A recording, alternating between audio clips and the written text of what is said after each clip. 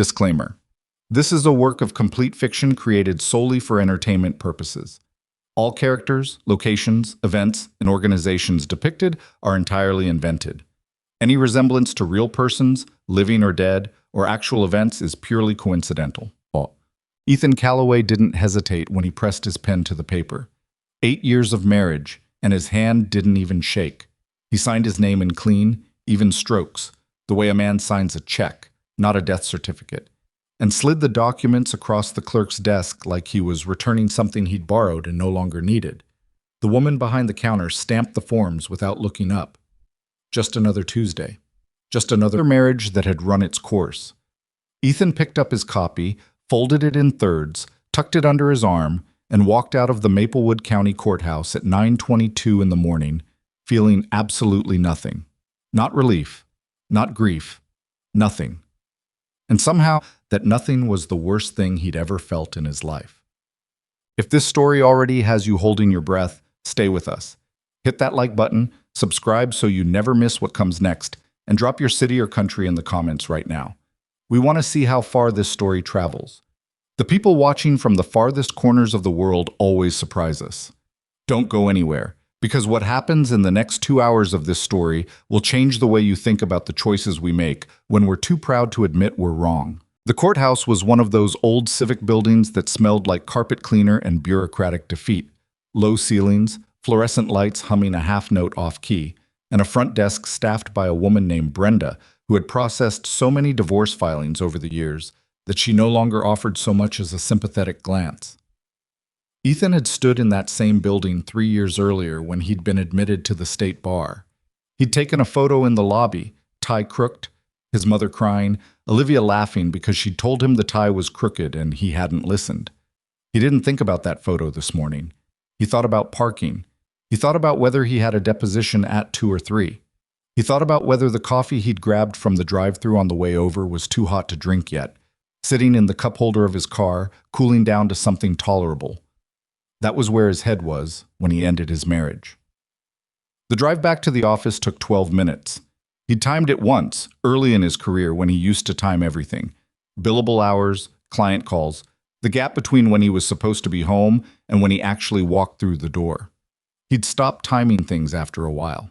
The numbers stopped mattering when the person waiting on the other side of that door stopped meeting him in the hallway. He was 3 blocks from his office building when his phone rang. The name on the screen was one he hadn't programmed. It showed up as a number he didn't recognize, with a 615 area code, which was local. He almost didn't answer it. He picked up on the 4th ring because something in his chest told him to, though he couldn't have explained it then and wouldn't be able to explain it later. Is this Ethan Calloway? It is. Mr. Calloway, this is Renata Cruz, charge nurse at St. Augustine Medical Center. I'm calling regarding Olivia Calloway. She was brought in about 40 minutes ago following a traffic accident on Meridian Avenue. She listed you as her emergency contact. Ethan pulled the car over. He didn't make a conscious decision to do it. His hands just did it, turned the wheel, eased onto the shoulder of the road, cut the engine. Later, he would think about how the body sometimes understands things before the mind catches up. How bad, he said. The nurse's voice was careful, practiced. She's stable, but the injuries are significant. We need you to come in. I'll be there in 10 minutes. He drove faster than he should have. He ran one yellow light and didn't notice until he was through the intersection. His hands were gripped too tight around the steering wheel, and at some point between the highway ramp and the hospital parking structure, he realized he was still holding the folded divorce papers in his left hand. He didn't even remember picking them up from the passenger seat. He set them down in the cup holder where his coffee had gone cold and walked into the emergency entrance of St. Augustine Medical Center. The ER smelled the way all ERs smelled, antiseptic and fear, with underneath it something that wasn't quite bleach and wasn't quite floor wax but was both.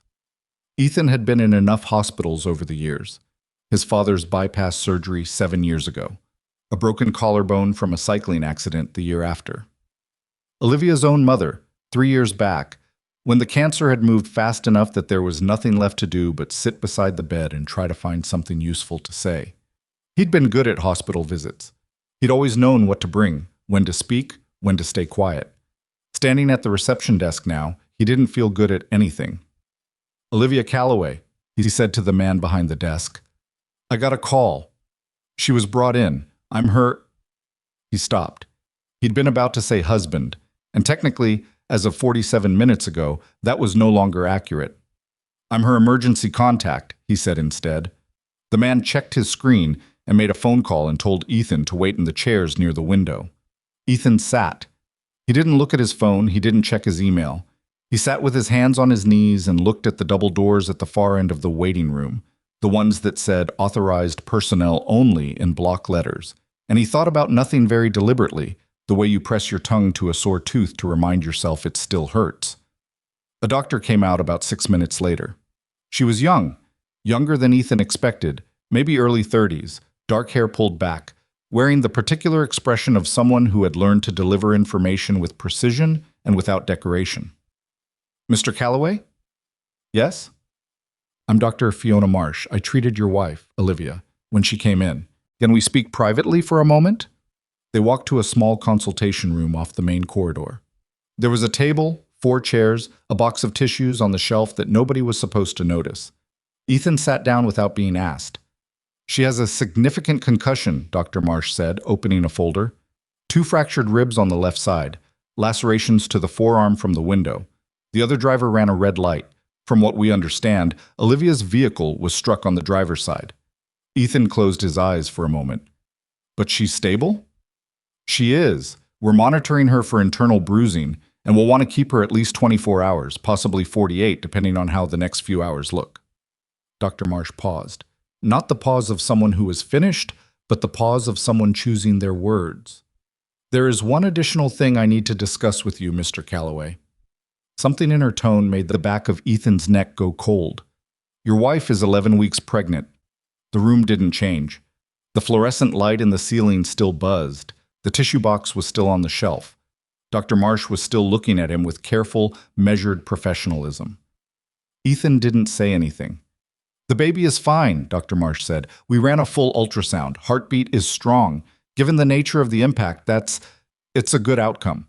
We're going to monitor closely, but at this point we have no reason to believe there's any danger to the pregnancy. Ethan was still sitting in the same chair. He hadn't moved. He could feel the edge of the chair through his slacks, a hard plastic ridge against the back of his thigh, and he focused on that because it was real and present and certain in a way that nothing else in the room was. 11 weeks, he said. Yes. He stopped, started again. Did she know before? Did she tell anyone that she was?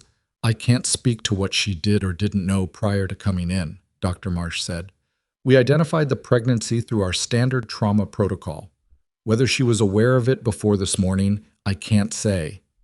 Ethan nodded slowly, like a man agreeing to something he didn't understand. Can I see her? What?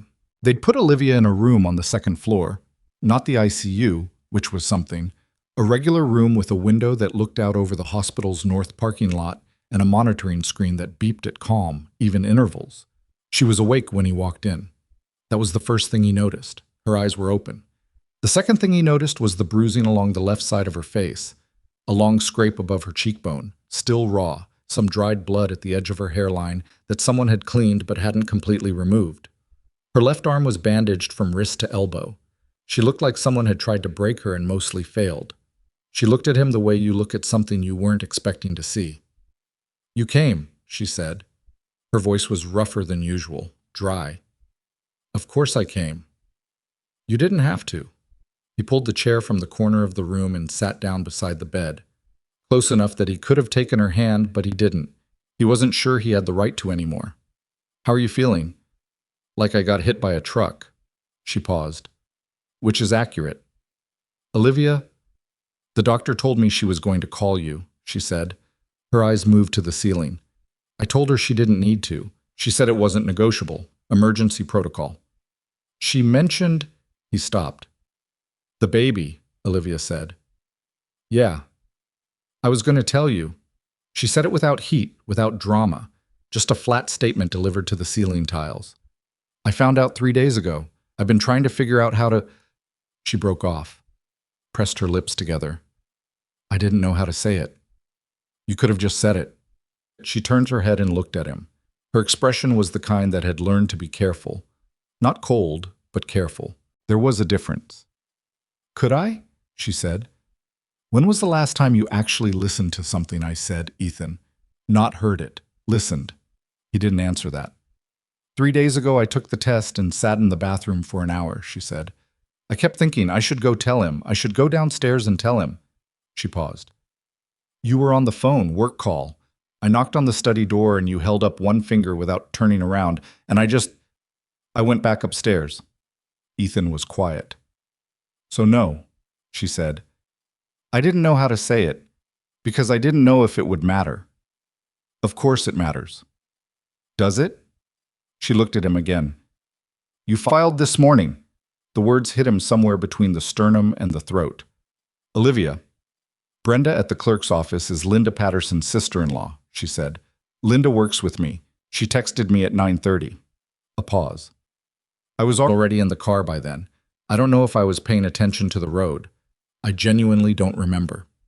Ethan felt something shift in his chest, a slow, terrible movement, like the ground settling after a long rain. I didn't know, he said. I know you didn't. If I had known, Ethan. Her voice was quiet, final. If you had known I was pregnant, would that actually have changed anything? Or would you have just delayed it? He opened his mouth to answer and found he didn't have one.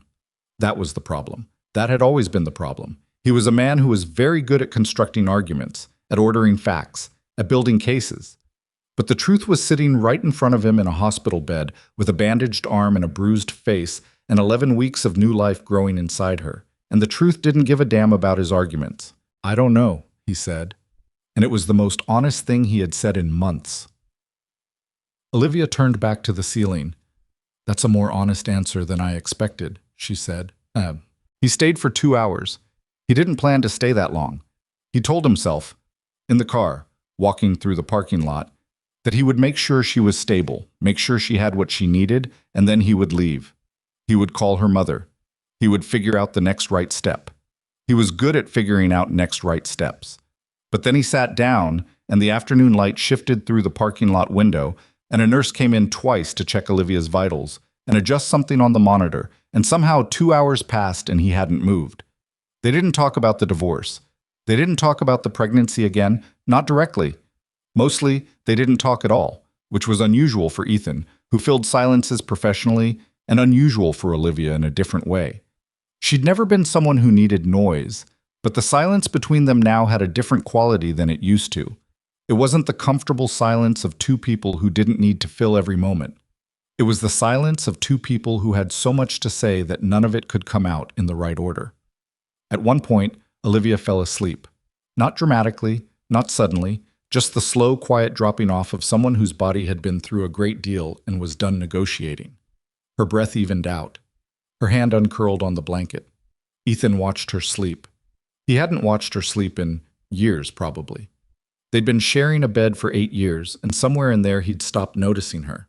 Not in the way people described it on those talk shows Olivia sometimes left on in the kitchen. He hadn't started ignoring her exactly. He just gradually shifted his focus until she was peripheral. Background. Part of the house, like the kitchen table or the coat hooks in the hall. That was worse, he thought, than if he'd done something dramatic. Worse than a fight or a betrayal. He'd simply stopped seeing her. And she had kept being there, kept being present, kept trying to reach him across a distance that he hadn't even noticed was growing.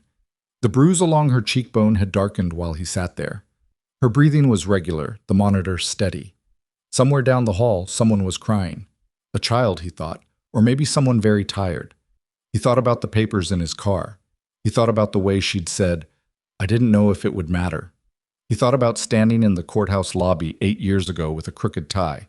Olivia laughing because she'd told him and he hadn't listened. He thought, I have spent 8 years not listening. He called her mother from the parking garage. Patricia Hart answered on the second ring the way she always answered. Fast, like she'd been waiting. Like the phone ringing was something she felt before it happened.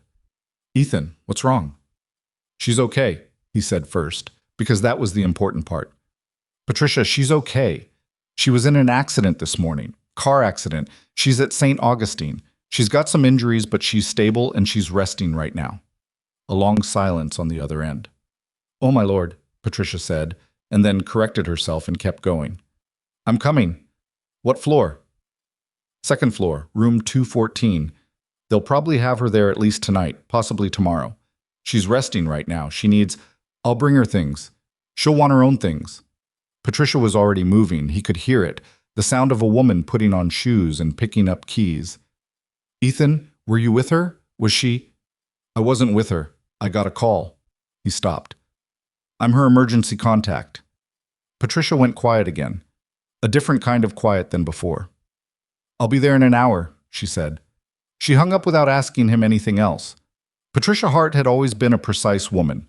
She'd been precise in the way she'd welcomed Ethan into her family 8 years ago, precise in the way she'd watched him over the years.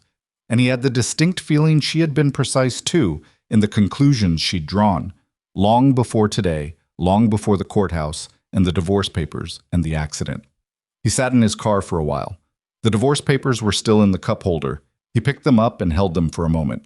The pages had gotten slightly bent from where he'd set the coffee cup next to them, and there was a faint ring on the bottom corner of the front page from the condensation. He put them in the glove compartment. He didn't know why. They meant the same thing whether they were in the cup holder or the glove compartment or the trash can outside the hospital entrance. The filing was done. The system had recorded it. The marriage was legally ended. But he put them in the glove compartment anyway, like someone who needed the thing out of sight even when they knew it was still there. He drove to the office. He had a deposition at 2. It was 2:15 by the time he got back and checked in with his assistant, Priya, who told him the other side had agreed to push it to 3 without being asked, which almost never happened, and which Ethan took as the universe offering him a small, unearned reprieve.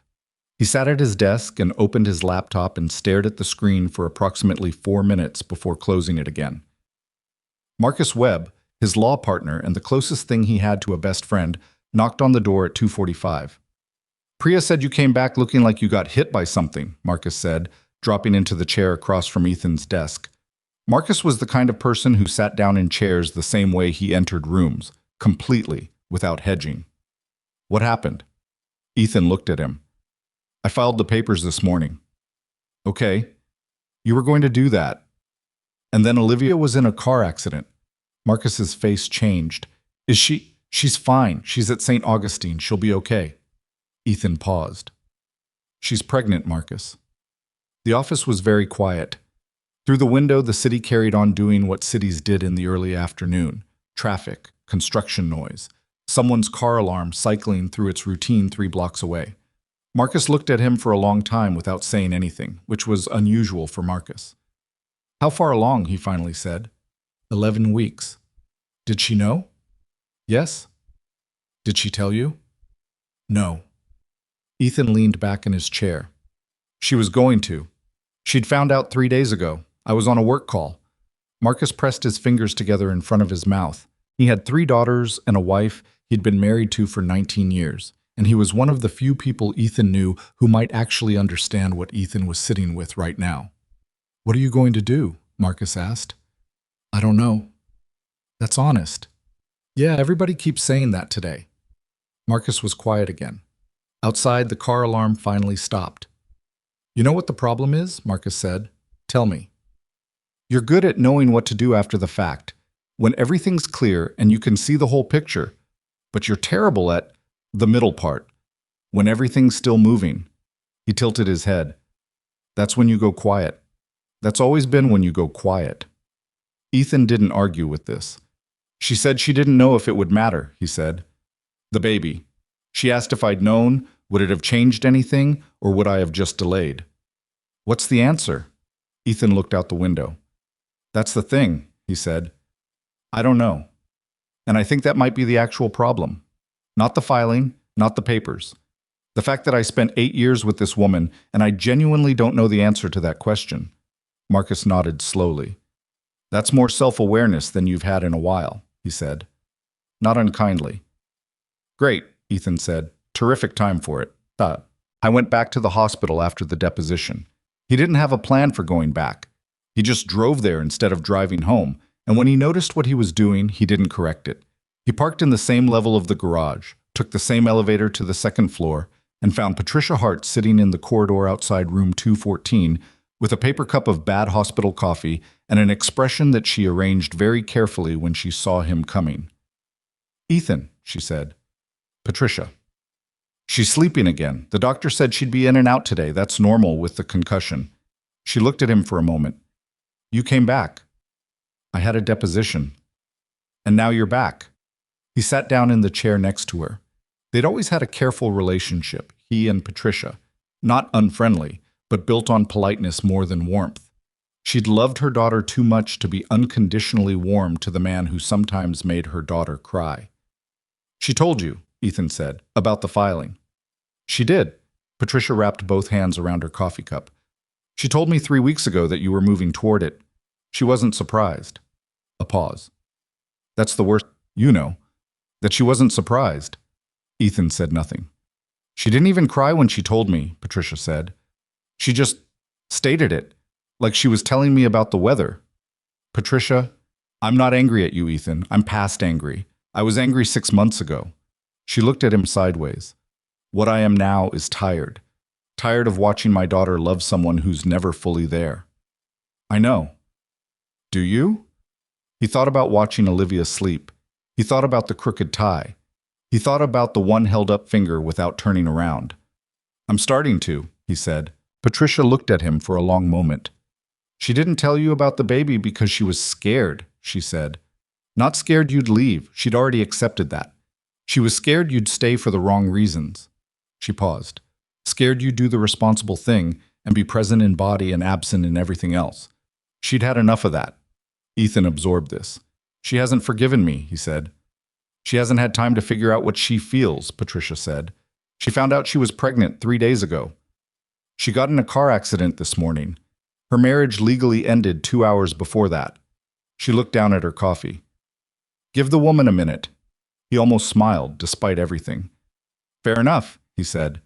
They sat in the corridor for another hour, the two of them, not talking much, and it was the most honest time Ethan had spent with another person in longer than he could properly remember. Patricia didn't offer him comfort, and he didn't ask for any, and when the nurse came out and said Olivia was awake and asking for her mother, Patricia stood and said goodnight without sentimentality, and Ethan walked back to the elevator and rode it down to the parking garage in the particular quiet of a man who has run out of arguments. He drove home to the house that was half empty already, where Olivia's coffee mug was still on the counter and her reading glasses were still on the kitchen table, and he sat at that table for a long time in the dark, the divorce papers still folded in his glove compartment 4 blocks away. He didn't know what tomorrow would look like. He didn't know what was right or wrong or fair or possible. But for the first time in a long time, instead of filling that uncertainty with work and noise and the habit of forward motion, he sat with it. Let it be uncertain. Let it be heavy. The house was very quiet, and Ethan Calloway, who had spent 8 years being very busy, stayed still. Ethan didn't sleep that night. He tried. He lay down on his side of the bed, the right side, the side he'd slept on for 8 years, the side that still had the slight indent from years of the same position, and he stared at the ceiling and waited for sleep to arrive the way you wait for someone who's running late, and eventually you understand they're not coming.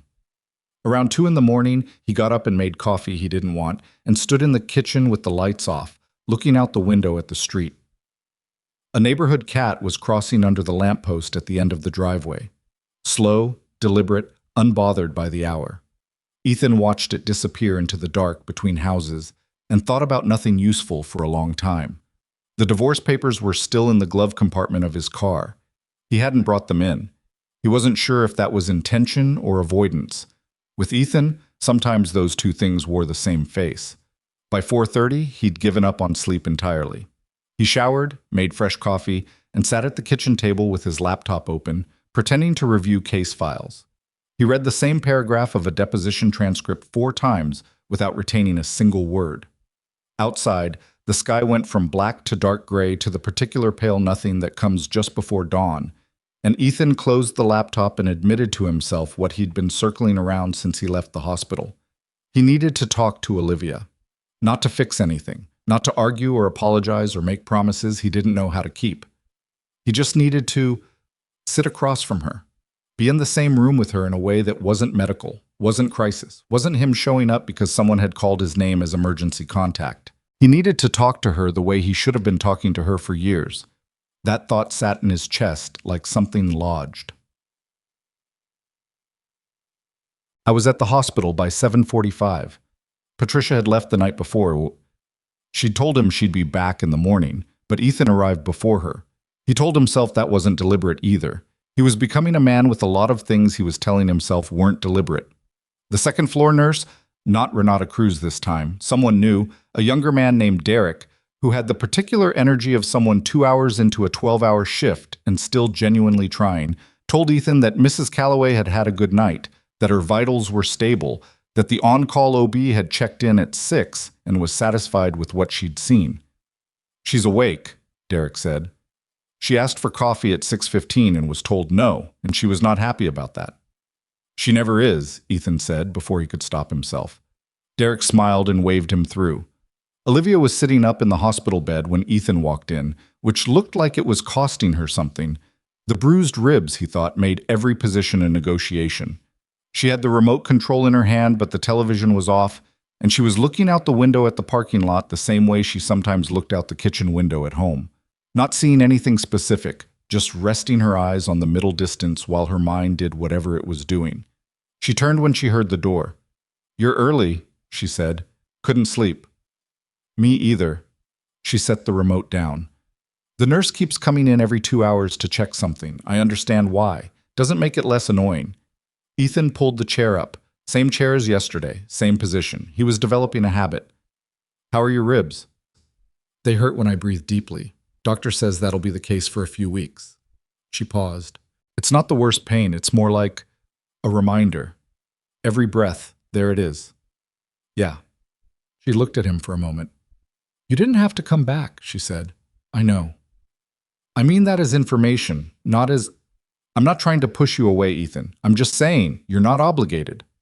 "I know," he said again. "I came because I wanted to." Olivia considered this. She had always been someone who considered things carefully before responding. That was something he'd loved about her early on and had eventually stopped noticing. The care she took with her words, the way she didn't say things she didn't mean. "Okay," she said. "Not okay, I forgive you, or okay, let's start over, or okay, everything's fine, just okay." Like a door being opened an inch, not an invitation in, just light coming through the gap. Patricia arrived at 9 carrying a tote bag with Olivia's things, her own sleep clothes, her specific brand of face wash, a book she probably wouldn't be able to focus on, and a container of cut fruit from the grocery store near her apartment that Olivia would eat, and Ethan would know had been selected because it was the only kind of fruit Olivia would actually eat in a hospital, and Patricia had known that without asking. Patricia looked at Ethan sitting in the corner chair with mild but real surprise. "You're here early," she said. "Apparently that's a theme today," Olivia said. Patricia set the tote down, kissed Olivia's forehead on the unbruised side, unpacked the fruit container and set it on the bedside table, and then settled into the other chair across the room with the exact efficiency of a woman who had decided not to make the situation more complicated than it already was. Ethan appreciated this about her more than he could say. The three of them existed in the room together for a while. Patricia asked Olivia about what the doctor had said that morning, and Olivia related in the straightforward way she always discussed medical things, clearly, without drama, having apparently inherited from her mother the capacity to deal with difficult realities without catastrophizing them. Ethan listened and didn't contribute much, just tracked the conversation, and at some point realized he was doing the thing Marcus had called him out on, being good at observation, bad at presence. So he said, "What do you need?" Both women looked at him. "When you get out of here," he said to Olivia. "What do you need?" Olivia's brow furrowed slightly. "My mother is going to stay with me for a few..." "I know. I'm asking what you need, practically, from me." He paused. I'm not trying to insert myself. I just want to know what would actually help." A short silence. "I don't know yet," Olivia said. "I haven't thought that far ahead." "Okay." That's not me refusing to answer. "I know. Okay means okay." He looked at her. "I'll ask again when you've had time to figure it out." Patricia was looking at him with an expression he couldn't fully read. It wasn't approval exactly. It was more like she was reassessing something, revising a calculation she'd thought was settled. He didn't push anything after that. He left at 11 to get to a client meeting. He couldn't reschedule, stopped back at 2 with sandwiches from the deli. 2 blocks from the hospital, because Olivia had once told him, years ago, that hospital food made her feel worse than whatever she was in there for. She ate half of hers. Patricia ate all of hers and thanked him genuinely, which was something. The OB came in at 3:15. Dr. Anaya Patel, warm in a way that felt earned rather than performed, with reading glasses pushed up on her forehead and a tablet she kept under her arm, like a book she was halfway through. "Mind if I do a quick check with both of you here?" she said, looking between Olivia and Ethan. "Or would you prefer—" "It's fine," Olivia said. Then, a beat later, she glanced at Ethan. "If that's— you can stay." He stayed. Dr. Patel ran through the results from the morning's ultrasound with a matter-of-factness that somehow made the information more rather than less significant. The pregnancy was progressing normally. The placenta hadn't been compromised by the impact, which had been the primary concern given the nature of the accident. The heartbeat was strong. She turned the tablet toward them and tapped something on the screen. And there it was, a small rapid flutter on a gray and white image, and Ethan looked at it and felt something happen in his chest that he was not prepared for. It was not a feeling he knew how to name quickly. It wasn't guilt, exactly. It wasn't joy, though it had something of joy in it. It was more like scale, like suddenly understanding how large something was when you'd been looking at it from the wrong distance. "Any questions?" Dr. Patel asked. "How careful does she need to be?" Ethan said. "After she goes home, with the ribs and the— She needs to rest, no heavy lifting. She should avoid anything that puts pressure on the abdomen. But the pregnancy itself is strong. Women's bodies are remarkably good at protecting a pregnancy. It's one of the things we're built to do." She smiled at Olivia. "She'll need follow-up with her regular OB within a week of discharge. Beyond that, standard prenatal care from here on out." "I'll find someone," Olivia said. "I can help with that," Ethan said. Olivia looked at him. I can help research, make calls, whatever's useful. You don't have to do it alone." "I've been doing a lot of things alone," she said. Not accusatory, just stating it. "I know." Dr. Patel, with the grace of someone who had walked into many rooms where the air was complicated, wrapped up her visit and left them with a card and instructions and the quiet competence of someone who had done everything she could. Well, what happened next was the conversation they probably should have had 6 months ago. It didn't start cleanly. There was no moment where one of them said, "Let's talk." It just evolved from the silence after Dr. Patel left, Patricia tactfully stepping out for coffee with an excuse nobody needed to believe, and Ethan and Olivia left in the room with the steady beep of the monitor and the image of the heartbeat still sitting somewhere in Ethan's peripheral vision, even though the tablet was gone. "I want to ask you something," Olivia said, "and I want an actual answer, not a lawyer answer." "Okay. When did you stop wanting to be married to me? Not the date you filed. When did you actually stop?" Ethan thought about this honestly, which was harder than answering quickly. "I don't know that I did," he said. "Ethan, I'm serious, that's not a dodge." He leaned forward, elbows on his knees. "I think what I stopped was believing we could fix it. I think I decided somewhere along the line that we were too far gone, and once I decided that, I stopped trying. And once I stopped trying, I was already halfway out the door." He paused. "But I didn't stop caring about you. I don't think I ever stopped that." "Then why didn't you say any of this? Months ago. Why didn't you—" She stopped, controlled something in her voice. "I needed you to say you were struggling. I needed you to say something was wrong. Instead, you just got quieter and quieter, and more, absent. You were in the house, but you weren't there. Do you understand how lonely that is, being in a marriage with someone who's not really in it?" "Yes," he said. "Actually, yes." She blinked. "I've been lonely too," he said. "I don't say that to make it about me. I say it because I think we were both lonely in the same house for a long time, and neither of us knew how to say it.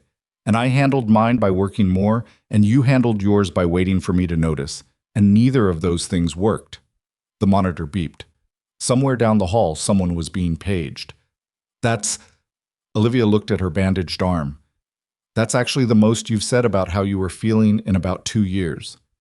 "I know." "Why now?" He thought about the courthouse, the cold coffee, the papers in the glove compartment. I think I needed to lose something before I could say anything, he said, which is the worst possible way to learn a lesson. It really is. I know. She was quiet for a moment. Then, I moved into the guest room because I needed you to ask me to come back. Not tell me. Ask. She looked at him. You never asked. I thought it was what you wanted. I thought you'd fight for us. The words hung there between them, not as an accusation anymore, just as fact. Two people who had each been waiting for the other one to do something neither of them did. I'm sorry, he said. I'm not saying that to fix anything. I know it doesn't fix anything. I'm saying it because it's true and I should have said it a long time ago. Olivia looked at him for a long time. I'm not ready to forgive you, she said. I want to be honest about that. I don't know how I feel about any of this. The accident, the baby, you showing up here, it's too much all at once and I can't sort through all of it right now. I'm not asking you to. I'm just saying, don't mistake me being too exhausted to be angry as me being okay. I don't. And don't mistake me letting you sit in that chair as me saying we're going to work everything out. I know what the chair is, he said. It's a chair. I'm just sitting in it. Something moved across her face. Not quite a smile, but something in that direction. Brief. Gone quickly. You said something this morning, she said.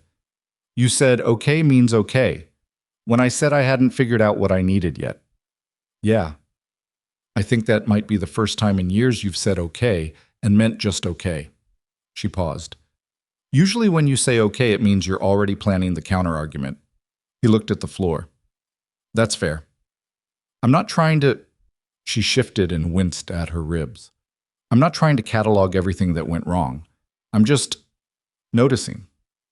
Notice all you want, he said. I'd rather you tell me. Patricia came back eventually with 2 cups of coffee and the diplomatic instincts to hand one to Ethan without ceremony, as if his presence in the room was simply a fact now and not something requiring commentary. He accepted the cup. She sat down. The 3 of them watched the last of the afternoon light move across the parking lot through the window, and nobody said anything profound, and that was maybe the most normal Ethan had felt in months. He left at 5:30, before dinner, because Patricia was staying the night and Olivia needed rest more than company. He said goodbye at the door of the room. Olivia said goodnight without looking up from the book she'd finally opened, which she probably wasn't reading, and Ethan thought that was fine. That was allowed to be fine. He was in the elevator when his phone buzzed. He looked down. A text from Olivia. Not a long one. 3 words. Drive safe, Ethan. He stared at it for a moment in the elevator, the doors closing, the lobby dropping away beneath him. She hadn't told him to drive safe in probably 18 months. He put his phone in his pocket and didn't respond because he couldn't think of anything to say that wouldn't ruin it. He called Marcus from the parking garage. She texted me, he said when Marcus picked up. The woman whose marriage you legally ended yesterday texted you. She told me to drive safe. A pause. That's okay, I'm not sure what to do with that. Neither am I. Ethan got in the car, didn't start it yet. Marcus, what do I do here? Practically, what's the move? With the divorce filing? With all of it. Marcus was quiet for a moment. He was the kind of person who was quiet when he was actually thinking and talked when he was filling space, which was a ratio Ethan had relied on for 15 years. You can't undo the filing, Marcus said. The system's already logged it, but there are legal mechanisms. Depending on the jurisdiction, there are grounds to challenge a filing, especially if both parties are willing and there are changed circumstances. She hasn't said she's willing. She said drive safe. That's not... I know it's not legal consent, Ethan. I'm just saying, that's not nothing. Ethan leaned his head back against the headrest. She said she moved into the guest room because she wanted me to ask her to come back, he said. She said she wanted me to fight for us. Did you fight for her? No. Why not? Because I convinced myself she'd already made her decision. Or because it was easier to accept a decision she hadn't actually made than to do something hard. Ethan didn't answer that because the answer was yes, and he and Marcus both knew it. What do I do? He said again. You stop asking what the move is, Marcus said. That's the first thing. You stop thinking about this like a strategy. This isn't a case. There's no argument to win. I know that. Do you? Because you just asked me what the move is. Ethan rubbed his face with one hand. Okay, fair. You show up, Marcus said. You show up, and you do what you should have been doing for the past 2 years, and you don't do it to get something back. You do it because it's the right thing to do, regardless of the outcome. And then you wait. Wait for what? For her to figure out what she wants. What if what she wants is to go through with the divorce? Marcus was quiet for a moment. Then you figure out how to be a father to that kid while being her ex-husband, and you try to be decent at that, even though it'll be the hardest thing you've ever done. He paused. But you don't plan for that yet. Right now you just show up and stop planning 10 steps ahead. Ethan started the car. When did you get wise? He said. 19 years of marriage, Marcus said. And about 4 years in where I almost tanked the whole thing because I didn't know how to stop being a lawyer when I got home. He paused. Diana sat me down and told me she wasn't a witness on the stand, and if I didn't stop cross-examining her every time she had a feeling, she was going to leave. A beat. I believed her. Smart woman. Brilliant woman, which is why I listened to her. He paused. You should have listened to Olivia. I know. I know you know. I'm just saying it so you have to hear it from someone else. Ethan pulled out of the parking garage into the early evening. The city looked the same as it always looked at this hour. Streetlights coming on, the particular amber of late afternoon going flat as the sky darkened, people walking fast with somewhere to be. I'm going to call a family therapist tomorrow, Ethan said. For you too? For me first. I want to have somewhere to take this that isn't her hospital room. He paused. She doesn't need me processing in front of her right now. She needs rest. That's... Marcus stopped. Yeah, that's right. That's actually the right call.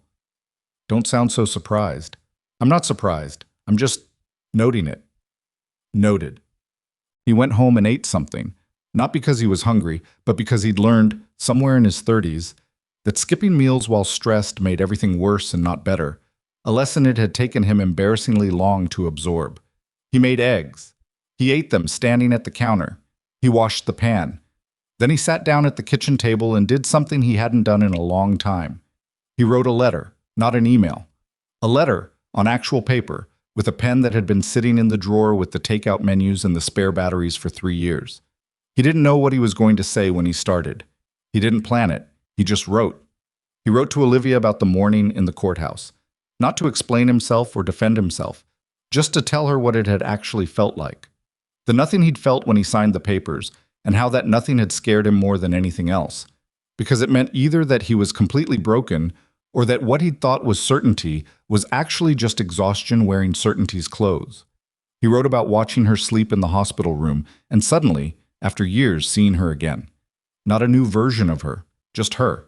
The same person he'd married, who had been in the same house as him all this time, who had needed him to look up from his work and he hadn't. He wrote about the heartbeat on the tablet. He didn't have the words for what that had done to him, so he just wrote that he'd seen it, and that he hadn't been able to stop thinking about it since. He wrote, I don't know what you want. I don't know what I deserve, and I'm trying to stop thinking about what I deserve because that's another way of making this about me. I know that what I want is to be different than I've been. I know that's not a promise, because I've made promises before and kept them for a while and then gotten busy and forgotten I'd made them. I don't want to promise. I want to just do it. And let the doing be the thing. He folded the letter and put it in an envelope and wrote her name on the front and set it on the counter. He wasn't sure he'd give it to her. He wasn't sure it was for her exactly, or for him, a way of saying things out loud that he'd spent too long keeping compressed into something small and manageable.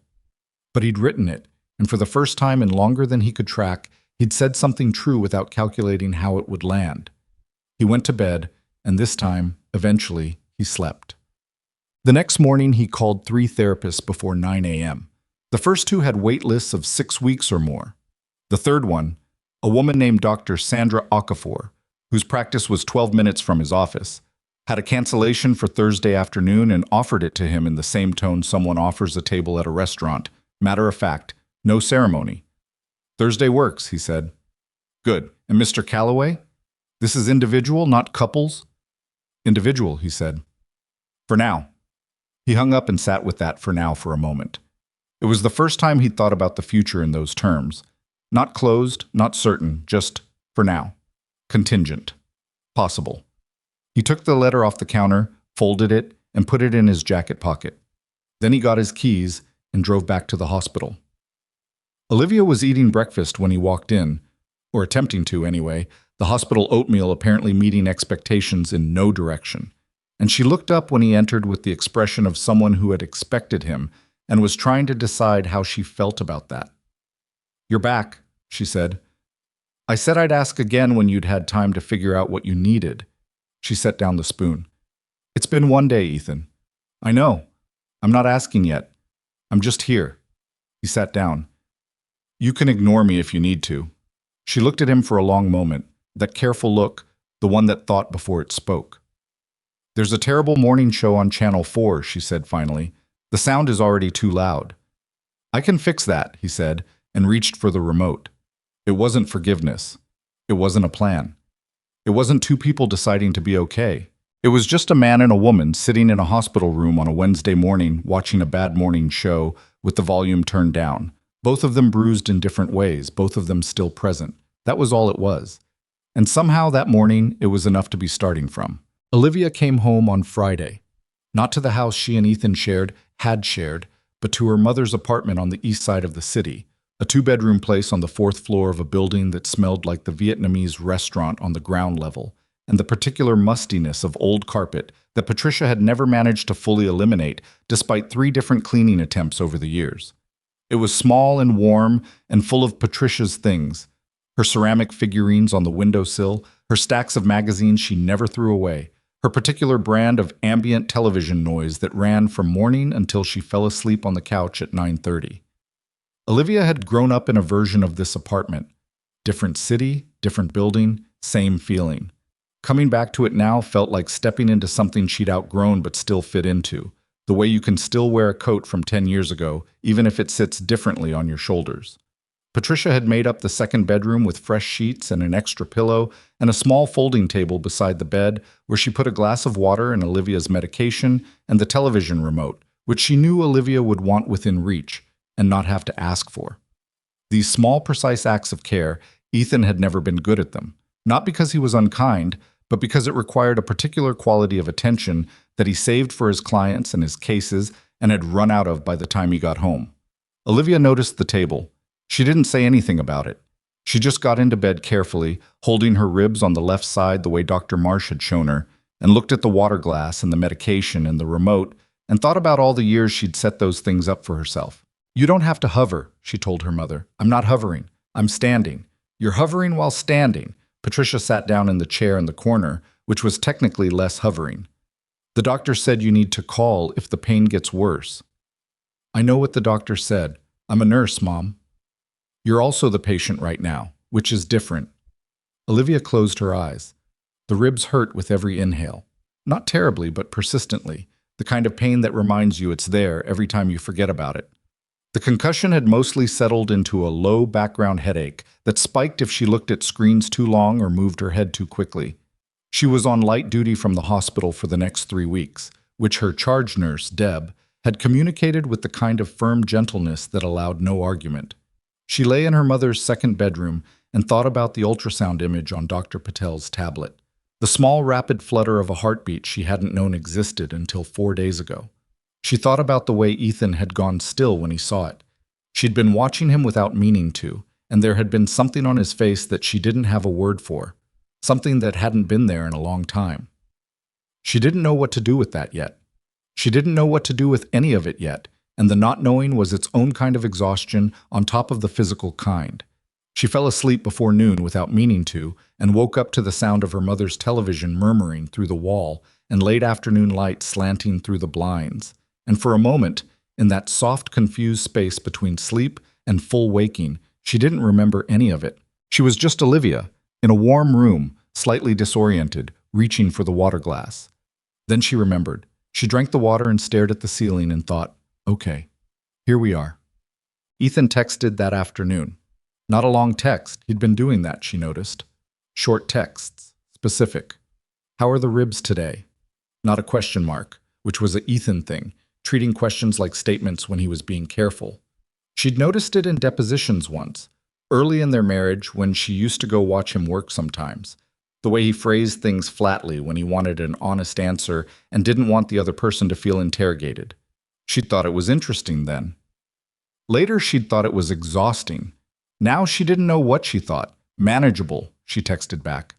Mom is hovering. His response came in about 40 seconds. That tracks. She almost smiled. She put the phone face down on the folding table and didn't text back. The first week at her mother's was not dramatic. That was the thing about real life versus the version of it that people expected. There were no big scenes, no confrontations, no clarity, arriving like weather. There was just Patricia making soup and Olivia sleeping more than she expected, and the ribs slowly learning to hurt less on exhale, even if inhale was still a negotiation. Her friend from work, Celeste, came by on Tuesday with a bag of things from the apartment. Olivia had asked for specific items: her own shampoo, her reading glasses, the small gray cardigan that she wore when she was trying to feel comfortable. Celeste sat on the edge of the bed and didn't say anything dramatic, which was why Olivia had asked her to come. Celeste was a labor and delivery nurse who had seen enough of the full range of human experience that she'd lost the need to react to things with more emotion than they required. "How are you actually feeling?" Celeste said. "Physically? Better than I was." "I didn't say physically." Olivia looked at the ceiling. "I don't know. There are about 6 different things I need to feel about, and every time I start on one of them, I run out of energy and fall asleep. That's probably your brain's way of rationing." "Probably. What's the biggest one of the 6? Olivia was quiet for a moment. "The baby," she said. I thought it would feel more complicated. I've been trying to get pregnant for 2 years, and it just kept not happening, and then I find out in the middle of all of this." She paused. "But I look at the image on my phone. I asked Dr. Patel to send me the ultrasound photo, and I don't feel complicated about that part. I just feel..." "What?" "Happy," she said, like it surprised her. "Just happy, which is strange given everything else." Celeste nodded. "That's not strange. That's separate. That's what I mean. It's its own thing. I can be in the middle of the worst week of my life and still just be glad about that one thing." "What about Ethan?" The room settled into quiet. "He's been..." Olivia stopped, started again. "He's been showing up, which is new." She said it without bitterness, just as an observation. "He texts every day. He brought food to the hospital. He sat in that room for hours without being asked." She picked at the edge of the blanket. "Part of me keeps waiting for it to stop, for work to pull him back in and for the texts to get less frequent and then just stop. Maybe they won't." "Maybe." She looked at Celeste. "But you understand why I'm not betting on it." "I do." Celeste didn't try to argue that point. "What does he say when he texts?" "Practical things. How are the ribs? Did you eat? Is there anything you need?" She paused. "Yesterday he sent me a list of OBs who had good reviews and were accepting new patients near my mother's zip code." She was quiet for a moment. "He probably spent time researching that."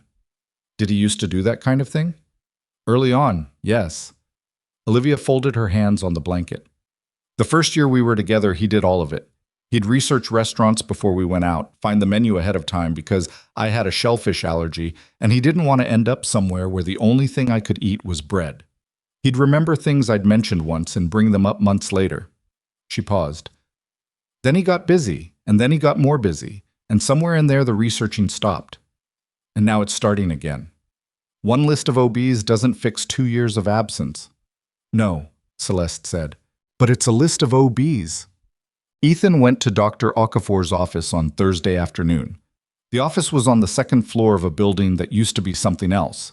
He could tell by the ceilings, which were higher than they needed to be for a therapy practice, old industrial proportions that someone had painted white and put tasteful recessed lighting into.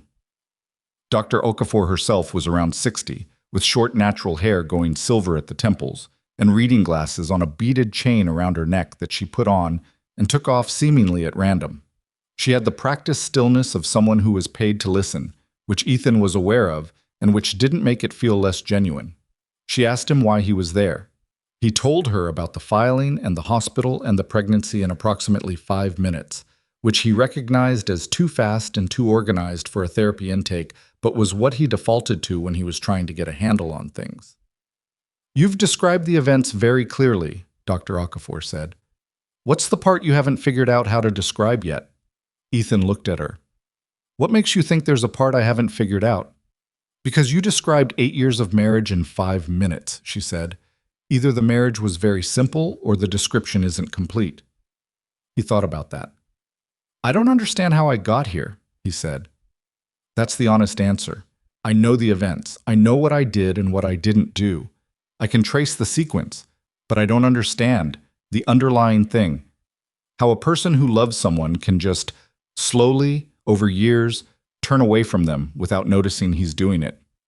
What do you think the underlying thing is?" "I've been trying to figure that out since Tuesday. What have you come up with?" Ethan leaned forward, elbows on his knees. "My father was not present. Not in the dramatic sense. He was home. He was financially responsible. He didn't drink, didn't leave. He just wasn't in the room, emotionally. He was always somewhere else, even when he was sitting at the dinner table." He paused. "I spent my whole childhood thinking that was normal. And then I grew up, and I did the exact same thing, and I didn't even see it until I was standing in a hospital room looking at my wife, who I had legally ended my marriage to that same morning, and realizing she was a stranger." Dr. Okafor wrote something down. "She wasn't actually a stranger," Ethan said. "That's the other thing. I knew her. I knew exactly what she takes in her coffee and which side of the bed she sleeps on and the way she reads the last page of a book first because she can't handle not knowing if it ends well. I knew all of that. I just stopped." He stopped. "Stopped what?" "Stopped thinking it mattered." He said it slowly, like he was testing the weight of each word. "I think somewhere I started treating all of that as background. Information I already had, didn't need to update, like a file I'd already read. And what does a person do when they feel filed?" Ethan looked at the high white ceiling. "They stop telling you things. They stop trying to reach you. And eventually they move into the guest room. Which is what Olivia did. Which is what Olivia did." He sat back, and I looked at that as her withdrawing. I felt it as her withdrawing. But she's told me now that she was waiting for me to ask her to come back. She wanted me to fight. He shook his head. Two people experiencing the same situation in completely opposite directions and neither of them saying anything about it. "Why didn't you say anything?" "Because saying something would have meant admitting the marriage was in trouble. And I think on some level I was afraid that if I opened that door we'd find out it was unfixable and it was easier to just not open it. So you filed for divorce instead." "So I filed for divorce instead." He exhaled. "Which is probably the most thorough way to avoid a difficult conversation I've ever managed." Dr. Okafor looked at him over the top of her reading glasses. "That's accurate." "I know. The willingness to see that clearly is actually significant," she said. "A lot of people come in here with a very fixed story about why things happened. You don't seem to have that." "I had it Monday morning," he said. "It dissolved pretty fast." He drove from Dr. Okafor's office to Patricia's apartment building. He hadn't planned to. He'd planned to go back to the office, where there were emails that needed answering and a brief he hadn't finished. But somewhere between the therapy office and the highway on-ramp, he took the wrong turn, or the right one depending on how you looked at it, and found himself parking outside Patricia's building at 4:45 in the afternoon. He texted Olivia from the car. "I'm outside, not asking to come up, just checking in. Let me know if you need anything." He sat with the engine off for about 3 minutes. His phone buzzed. 4th floor, buzz 4B. He sat with that for a moment longer. Then he got out of the car. "What?" Patricia opened the door and looked at him with an expression that had evolved since the hospital, less assessing, more just, tired, in the way of someone who'd been taking care of another person and was running slightly low. "She's in the back room," Patricia said. "I'll make tea." "You don't have to." "I was going to make it anyway," she said. "Go on." The apartment was warm and close and smelled like soup. Ethan walked down the short hallway to the back bedroom and knocked on the open door. Olivia was sitting up in bed with her reading glasses on and a book in her lap, which she wasn't reading. He could tell because she was looking at him, not the page, when he knocked. "Hey," she said. "Hey." He stood in the doorway. "How are the ribs?" "You texted me that 2 hours ago." "How are they now?" She considered. Slightly worse than 2 hours ago, but I took something so they should even out. He came into the room and sat down in the chair that Patricia had arranged in the corner. A different chair from the hospital one, a padded one with wooden arms that was more comfortable, which was a Patricia thing to do. He sat down and looked at Olivia, and for a moment neither of them said anything. She looked different from the hospital. Better in some ways. She was in her own clothes, the gray cardigan he didn't recognize but that looked like her, and her hair was down and the scrape on her cheekbone was fading from raw to the yellowish stage of healing. But she also looked more herself without the clinical setting, which made the whole situation feel more real in a way the hospital hadn't quite managed. "How was your day?" she said. A careful question, testing the waters of ordinary conversation. "I saw a therapist," he said. She went still for a moment. "You did." "Dr. Sandra Okafor, she had a cancellation Thursday. I called earlier in the week." He paused. "I wanted to have somewhere to take all of this that wasn't your hospital room." Olivia looked at him. "That's—" She stopped, started over. "That's a good idea." Marcus said the same thing, basically. Marcus has always been wiser than you give him credit for. He has 19 years on me. He has the same number of years you have, Ethan. He just paid more attention. The words landed without cruelty, but they landed. Ethan absorbed them. "Fair," he said. Olivia set her book on the folding table. She took her reading glasses off and held them in one hand. "Can I ask you something?" "You can ask me anything." "Are you doing this? The therapist, the texting, coming here, because of the baby, or because of me?" He looked at her for a long moment. "Both," he said, "but not the way you might think. Not, the baby isn't why I'm here. The baby is—" He searched for the words. "The baby made the stakes visible. But when I sat in that hospital room and watched you sleep, I wasn't thinking about the pregnancy. I was thinking about how long it had been since I'd actually looked at you." He paused. "I've been trying to figure out when I stopped. I can't find the exact moment. It wasn't one thing. It was just gradual. And I missed it." Olivia was quiet. "The baby is the thing that made me understand what I was about to lose," he said. "But you were what I was about to lose. You specifically. Not just a family structure. Not just the idea of being married." He stopped. "I know that doesn't fix anything. You keep saying that. Because it keeps being true." She unfolded her glasses and folded them again. A habit she had when she was thinking, manipulating an object, keeping her hands occupied. "I called Dr. Patel's office today," she said. "I'm starting with one of the OBs on your list, the one on Garfield Avenue."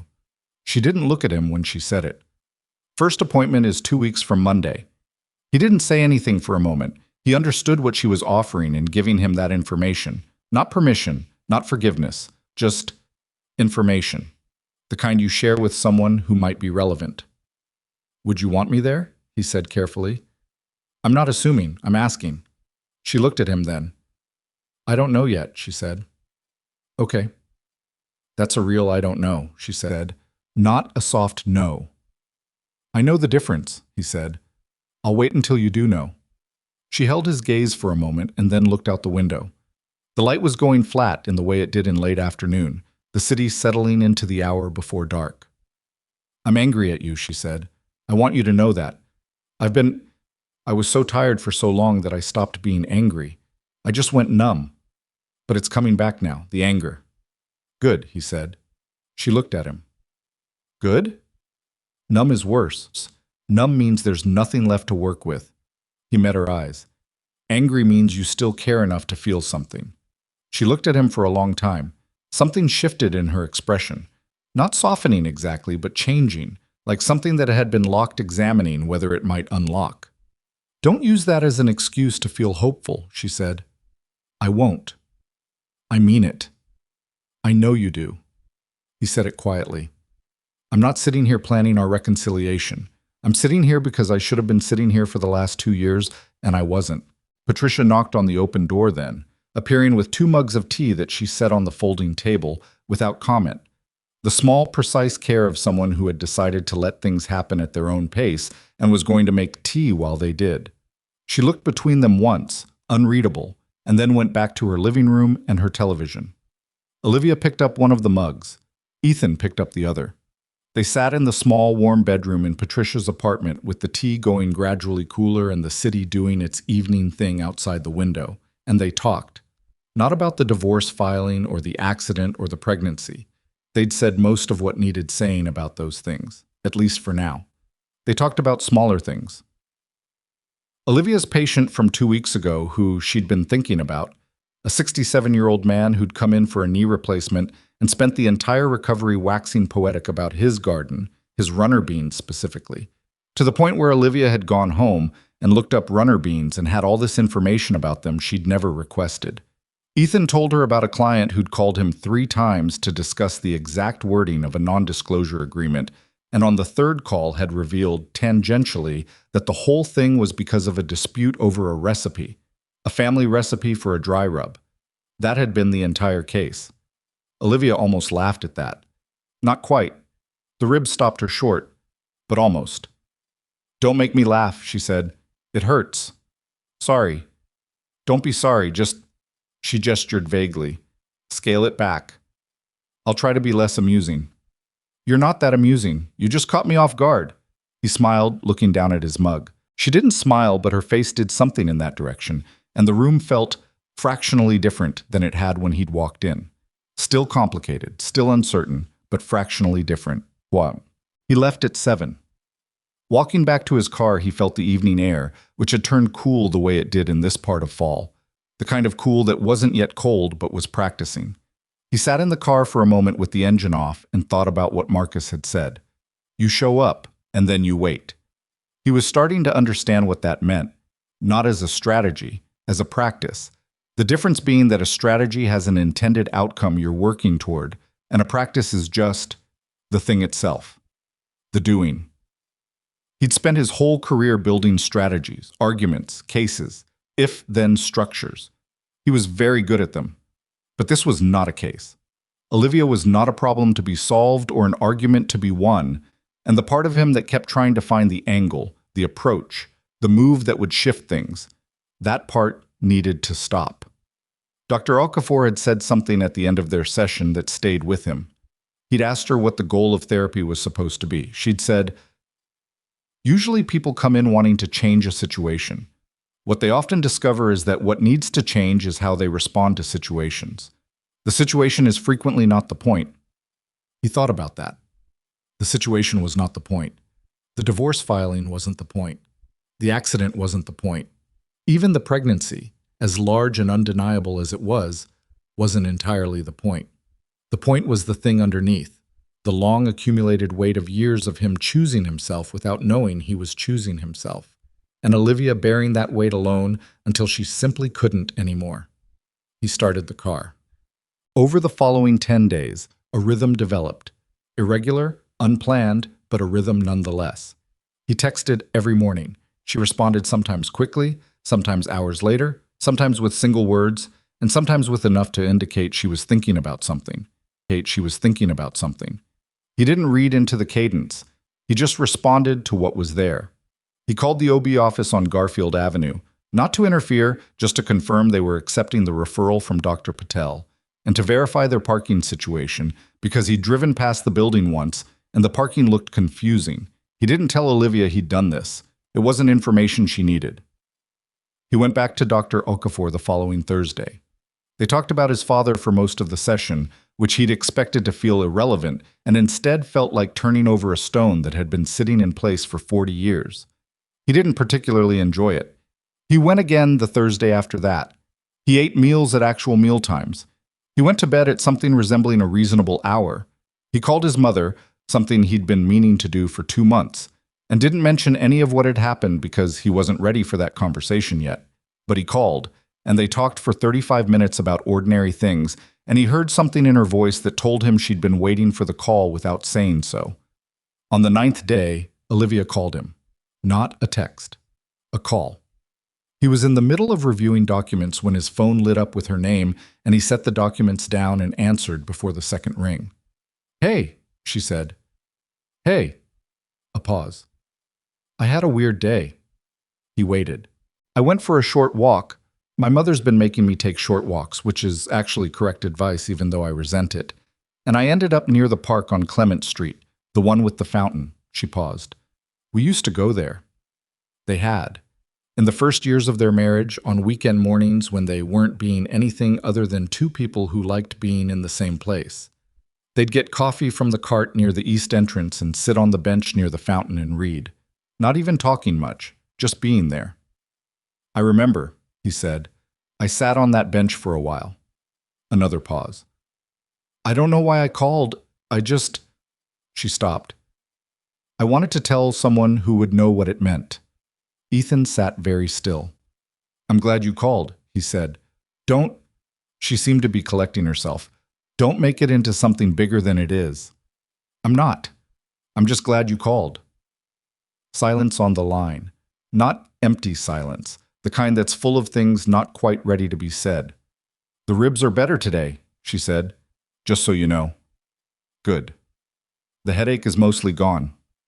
That's good too. I'm going to make an effort to eat more than my mother's soup. Also good. She made a small sound that was almost a laugh, catching herself. Okay, I'm going to go back. Okay. Ethan. Yeah. She stopped. Nothing. I'll talk to you tomorrow. She hung up. He set the phone down on his desk and sat with the call for a long time before he went back to the documents. He didn't know what she'd been about to say before she stopped herself. He didn't ask, and he wouldn't ask, because some things needed to move at the speed they moved at, and asking made them go backwards. But she had called. She had sat on the bench at the park by the fountain, the park that was theirs in some quiet way they'd never named, and she had called him to tell him she was there. He thought about what Dr. Okafor had said about the difference between a strategy and a practice. I was starting to understand, in the slow way that understanding actually arrives, rather than the quick way he'd always tried to force it, that all he could do was be here. Be reachable. Be the person who, when she sat on the bench at the park and wanted to tell someone who would know what it meant, was the person she called. He couldn't make her forgive him. He couldn't undo the filing or the years of absence or the long, slow accumulation of the ways he'd failed to show up. He couldn't solve this like a case. He could just be here. Outside his office window, the city was doing what it always did, indifferent and continuous. Somewhere across town, Olivia was walking back to her mother's apartment with better ribs and a fading headache, and the park fountain was doing what fountains do. Ethan picked up the documents and kept working, and it was the most grounded he had felt in years. The OB appointment on Garfield Avenue was on a Monday morning, 2 weeks after Olivia had been discharged from St. Augustine. She'd told Ethan about it on a Thursday call.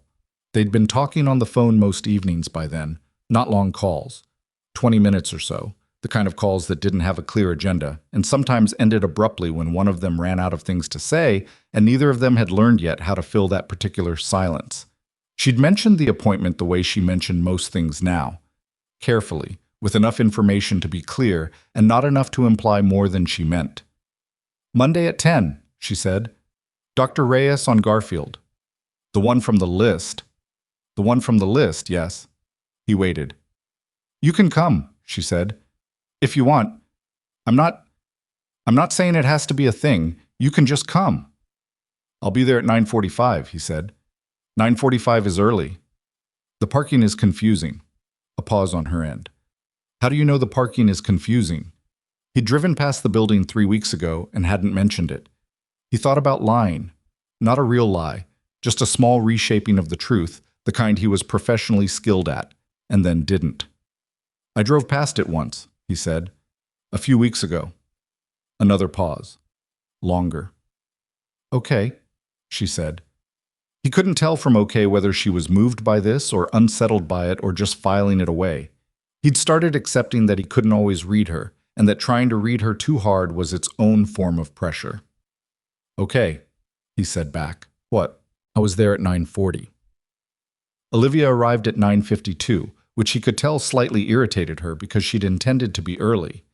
Patricia had dropped her off. Her car was still at the impound lot, the paperwork and insurance situation moving at the speed that paperwork and insurance situations always moved, which was glacially.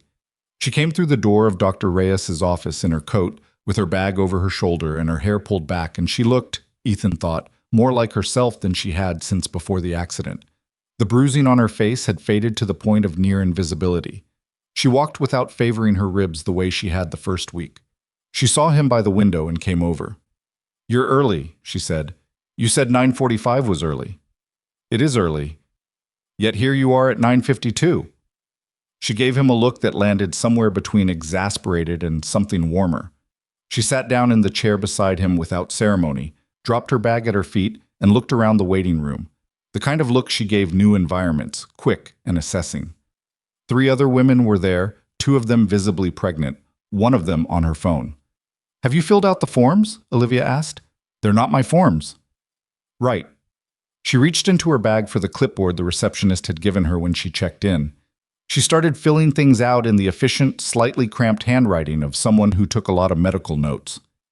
Ethan watched her for a moment and then looked at the wall.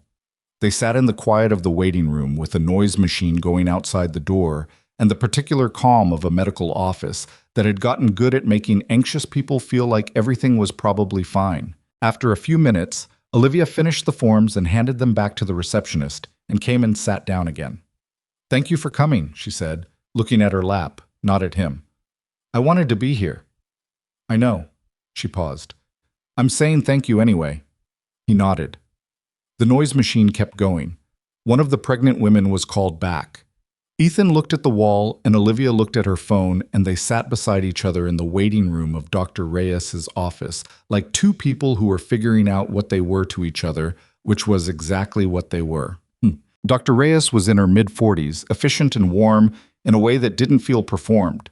She had Olivia's records from St. Augustine and the ultrasound images from Dr. Patel, and she went through everything in the organized manner of someone who'd done a lot of first appointments and knew how to give information without making it feel like a lecture. She asked Ethan how he was involved, directly, without assumption, looking between the 2 of them. Olivia answered, "He's the father. We're figuring out the rest." Dr. Reyes nodded without commentary. Ethan appreciated this about her immediately. The appointment was 40 minutes. Olivia asked good questions, specific, clinical, the questions of someone who understood medicine and wanted actual answers rather than reassurance. Dr. Reyes gave actual answers. Ethan listened and didn't say much, but at one point Dr. Reyes looked at him and said, "Any questions from you?" And he said, "What should she be eating that she probably isn't?" Because he'd noticed at Patricia's apartment that Olivia's diet had been running toward whatever required the least effort to prepare. Olivia turned to look at him. Dr. Reyes answered the question thoroughly. Iron-rich foods, folate, protein. She gave them a printed sheet. When they walked out of the office into the hallway afterward, Olivia said, "You could have asked me what I was eating." "I did ask. You said soup and crackers." "That's food." "That's what you eat when you don't feel like eating," he said, "not what you eat when you're pregnant." She looked at him for a moment with an expression he couldn't fully decode, somewhere in the territory of surprised and slightly defensive and something else underneath both of those. "She said I'm fine," Olivia said. "She said the baby is healthy. She said you need more iron." "I'll get more iron." "Okay." They walked out through the main entrance into the cool morning air. Patricia was parked half a block down, and Ethan had his car in the confusing parking structure across the street. They stood on the sidewalk for a moment in that particular pause of 2 people who are about to go separate directions but haven't moved yet. "Come have lunch," Ethan said. Not a question. She looked at him. "Ethan, not for any reason other than lunch and iron." He paused. "There's a place 2 blocks from here that has a steak salad. That's iron." She held his gaze for a moment. Then she looked down the block toward Patricia's car. "Let me tell my mother," she said. The restaurant was small and warm, and not the kind of place that required a reservation or a reason. They were seated at a table near the window, and Ethan ordered the steak salad for both of them without asking, which earned him a look. But Olivia didn't correct the order when the server came back to confirm it, so he counted that as a narrow success. They talked about the appointment at first. The practical things, the follow-up schedule, the vitamins Dr. Reyes had recommended. Then that conversation ran its natural course, and they were left with just lunch, which turned out to be easier than Ethan had expected. Not easy, but easier. Olivia ate most of her salad, which was the primary goal as far as he was concerned. Halfway through the meal, she said, "I've been thinking about the house." He set his fork down. "I've been at my mother's for 3 weeks," she said. "She's been wonderful. But it's a two-bedroom apartment and she sleeps at 9:30 and I'm going back to work next week and the commute from her place is 40 minutes. She looked at her plate. I need to think about where I'm actually going to live. The house is yours, he said. If you want it, I'll move out. She looked up. You don't have to. It's your home, he said. It's been your home. I should have been the one to move out when things fell apart, not you. That's on me. He paused. I've been staying there, but I don't need to. Marcus has a guest room. I can be out by the end of the week. Olivia was quiet for a moment. That's a big offer, she said. It's a practical one. Big and practical aren't mutually exclusive. She looked at him. I'm not going to take the house from you, Ethan. You're not taking it. I'm giving it. Where would you go after Marcus's? I'd find an apartment. There are apartments. He paused. The house has 3 bedrooms and a yard. It's the right place for... He stopped. It makes practical sense. She was looking at him with the careful expression again, the one that thought before it spoke. I'm not ready to move back into that house, she said quietly. Not yet. I don't know if I'm ever going to be ready or if I would want to, but I'm also not ready for you to move out of it and hand me the keys like some kind of... She searched for the word. Gesture. It's not a gesture. Everything you're doing right now feels like a gesture to me, she said. I'm not saying that to be cruel. I'm saying it because that's where I am. It all looks like effort. I'm waiting to see fall away. Ethan absorbed this. That's fair, he said. I know it is. So what do you need, he said. Practically, living situation, what actually helps. She thought about it. I'm going to stay at my mother's another 2 weeks. I'll look at apartments near the hospital. Something small. Just me. She paused. Just me for now. Okay. I need that to be my own thing, she said. Not something you help with. Okay? I mean it. I know you mean it. He looked at her. I'm not going to try to fix your housing situation. I'm going to eat my salad. Something flickered across her face. Not quite a smile, but in the neighborhood of one. The salad is actually good, she said. More iron. She ate another bite. Things shifted after the appointment. Not dramatically. Nothing in this story moved dramatically, which was part of what made it real. But they shifted. Olivia found an apartment in the 3rd week. A 1-bedroom on the 7th floor of a building 6 minutes from the hospital, which had a small balcony that faced east and got morning light, which she told him about on the phone in a way that made it clear the morning light had been the deciding factor. She moved in over a weekend with Patricia's help and Celeste, who arrived with a bottle of sparkling juice and the practical energy of someone who had helped a lot of people move and knew what actually needed doing. Ethan didn't help with the move. She hadn't asked him to, and he hadn't offered, which cost him something, but which was the right call. He knew it was the right call because he almost offered twice and stopped himself twice, and both times stopping felt like using a muscle he hadn't known he had. He sent her a plant instead. Not flowers. Flowers were a gesture, were exactly what she'd said everything felt like. He sent her a small potted plant, a kind that was nearly impossible to kill, with a card that said, "For the apartment, it's low maintenance. E." She texted him 2 days after it arrived. "It's on the balcony. It seems happy." He didn't read into that either. He had his 5th session with Dr. Okafor on a Thursday in November, which had turned cold and serious the way November does without warning. He sat in the chair across from her and said, before she could ask anything, "I think I've been confusing change with performance." She looked at him. "Say more." "I've been showing up, being consistent, doing the things I should have been doing for years. And somewhere in the back of my head there's still a voice saying, and this should be working, this should be producing a result, she should be..." He stopped. "I'm still thinking of this as a case I'm building. What would it look like if you weren't?" He thought about it for a real stretch of time. "I think I'd just do it," he said, "without tracking whether it's landing, without measuring." He rubbed the back of his neck. "That's uncomfortable." "Why?" "Because then there's no feedback, no way to know if I'm doing it right." "Does it need to be done right?" He looked at her. "Or does it just need to be done?" she said. He sat with that for a while. "My father never changed," he said. "I've been thinking about that this week. He's the same man at 70 that he was when I was 12. Hasn't adapted to a single thing." He paused. "I've always been afraid of being him, But I realized this week that I've been performing not being him, which is not the same as actually not being him. That's a distinction worth keeping, Dr. Okafor said. The performance runs out, he said. Real people get tired and busy and the performance starts to slip. That's what happened in the marriage. I was trying to be a certain kind of husband, and eventually the effort required to maintain the performance was more than I had left after work, and so I let it go. And underneath the performance, there was just the absence, which is what she actually experienced. So what comes after performance? I think just being a person, making the choices because they're right rather than because they create a particular impression. He looked at the window. Taking out the trash, not because I want her to notice, but because it needs doing. That sounds simple. It's not simple. No, Dr. Okafor agreed. It isn't. But simple to describe is sometimes the first step. Olivia went back to work on a Tuesday, 4 weeks after the accident. She texted him that morning, not asking anything, just first day back. He typed back, "How is it? Weird. Good. I forgot I was good at this." He sat with that for a moment, the small particular sadness of someone forgetting they were good at something, and what it said about how long they'd been walking around with less than they deserved.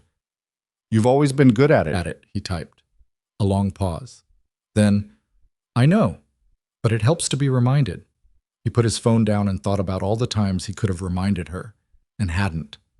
That was not a useful thought to sit in, Dr. Okafor would have said, and she'd have been right. He let it pass through and went back to his work. They had dinner in November, not planned.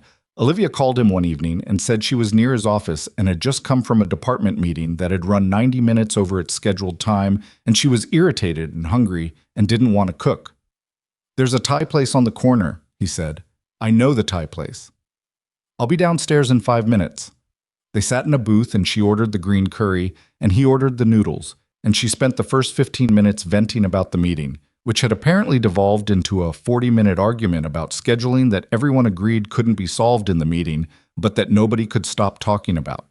Ethan listened and didn't offer solutions, which he'd been working on.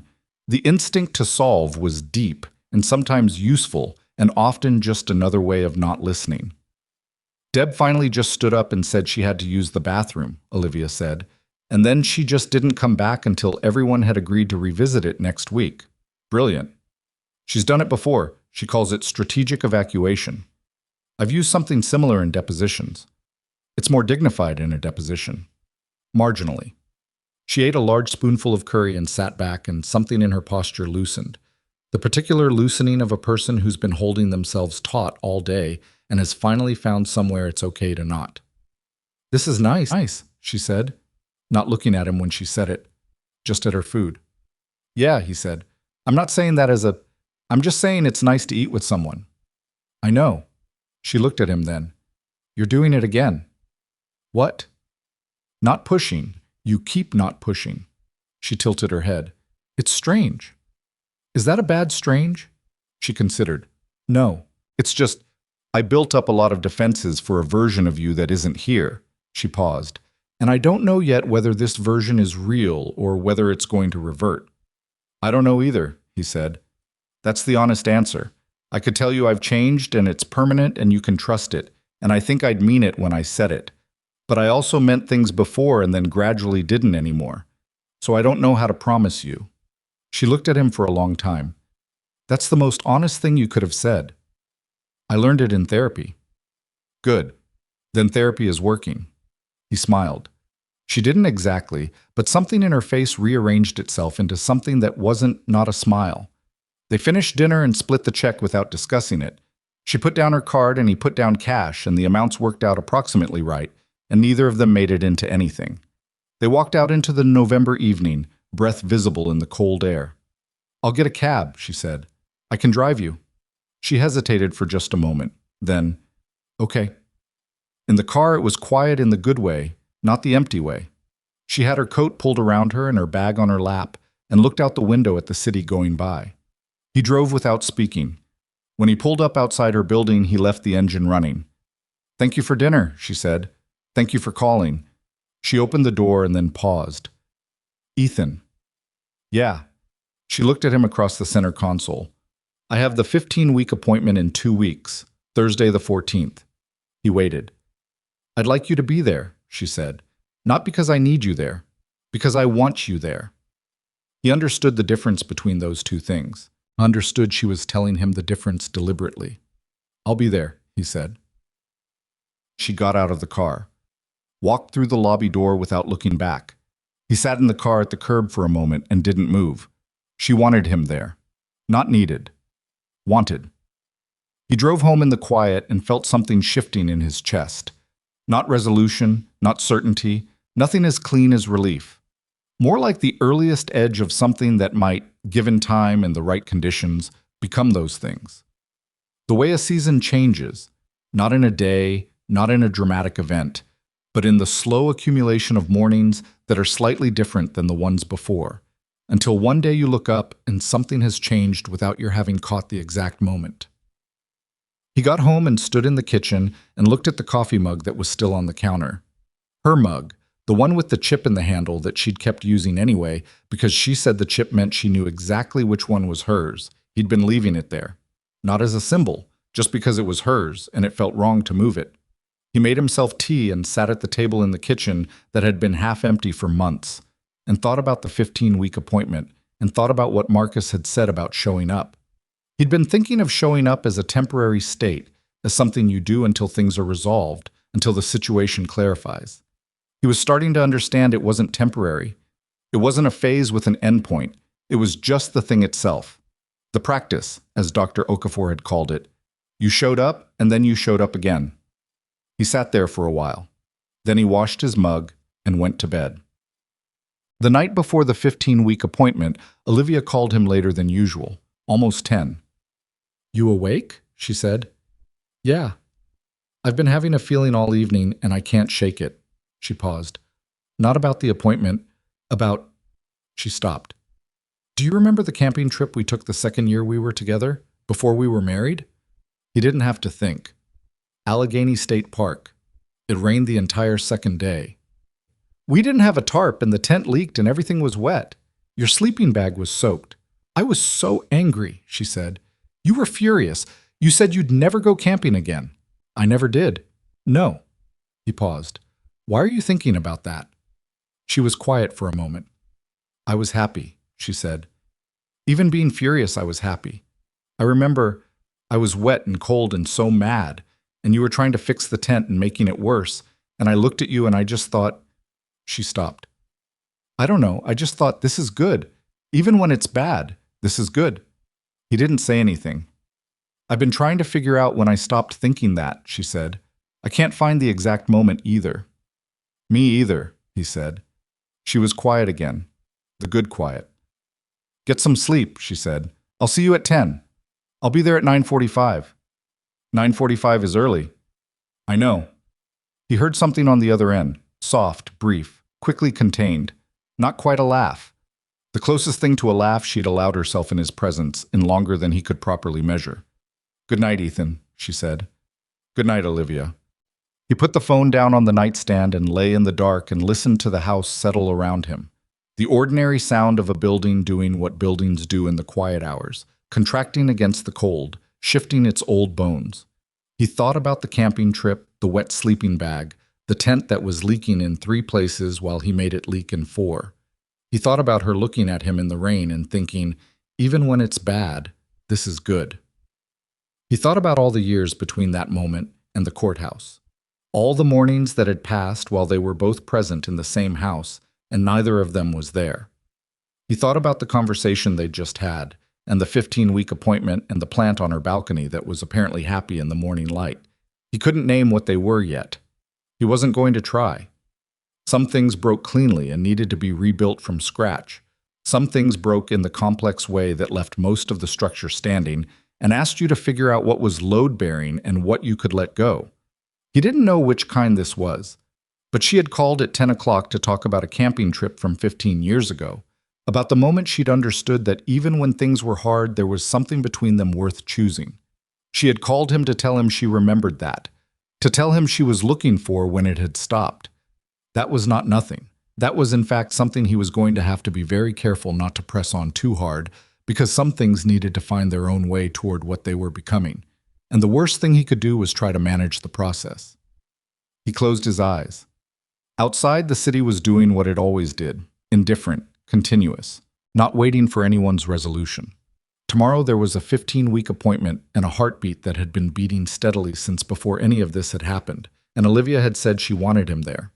He held that thought and let everything else go quiet around it, and the night moved through its hours the way nights do, indifferent to the particular human weight of the man lying in the dark in the house on the street, waiting, in the way that was not strategy but practice, for morning. The 15-week appointment was on a Thursday morning that had decided to be gray from the start. Low clouds, cold without being dramatic about it, the kind of November day that doesn't ask anything of you except a coat. Ethan was in the parking lot of Dr. Reyes's building at 9:41.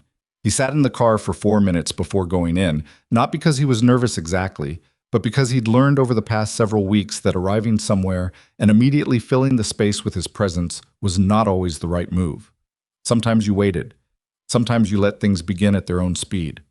Olivia arrived at 9:58, which was earlier than last time, and she came through the door looking like someone who had gotten a full night's sleep, which he knew from their call the night before wasn't entirely true.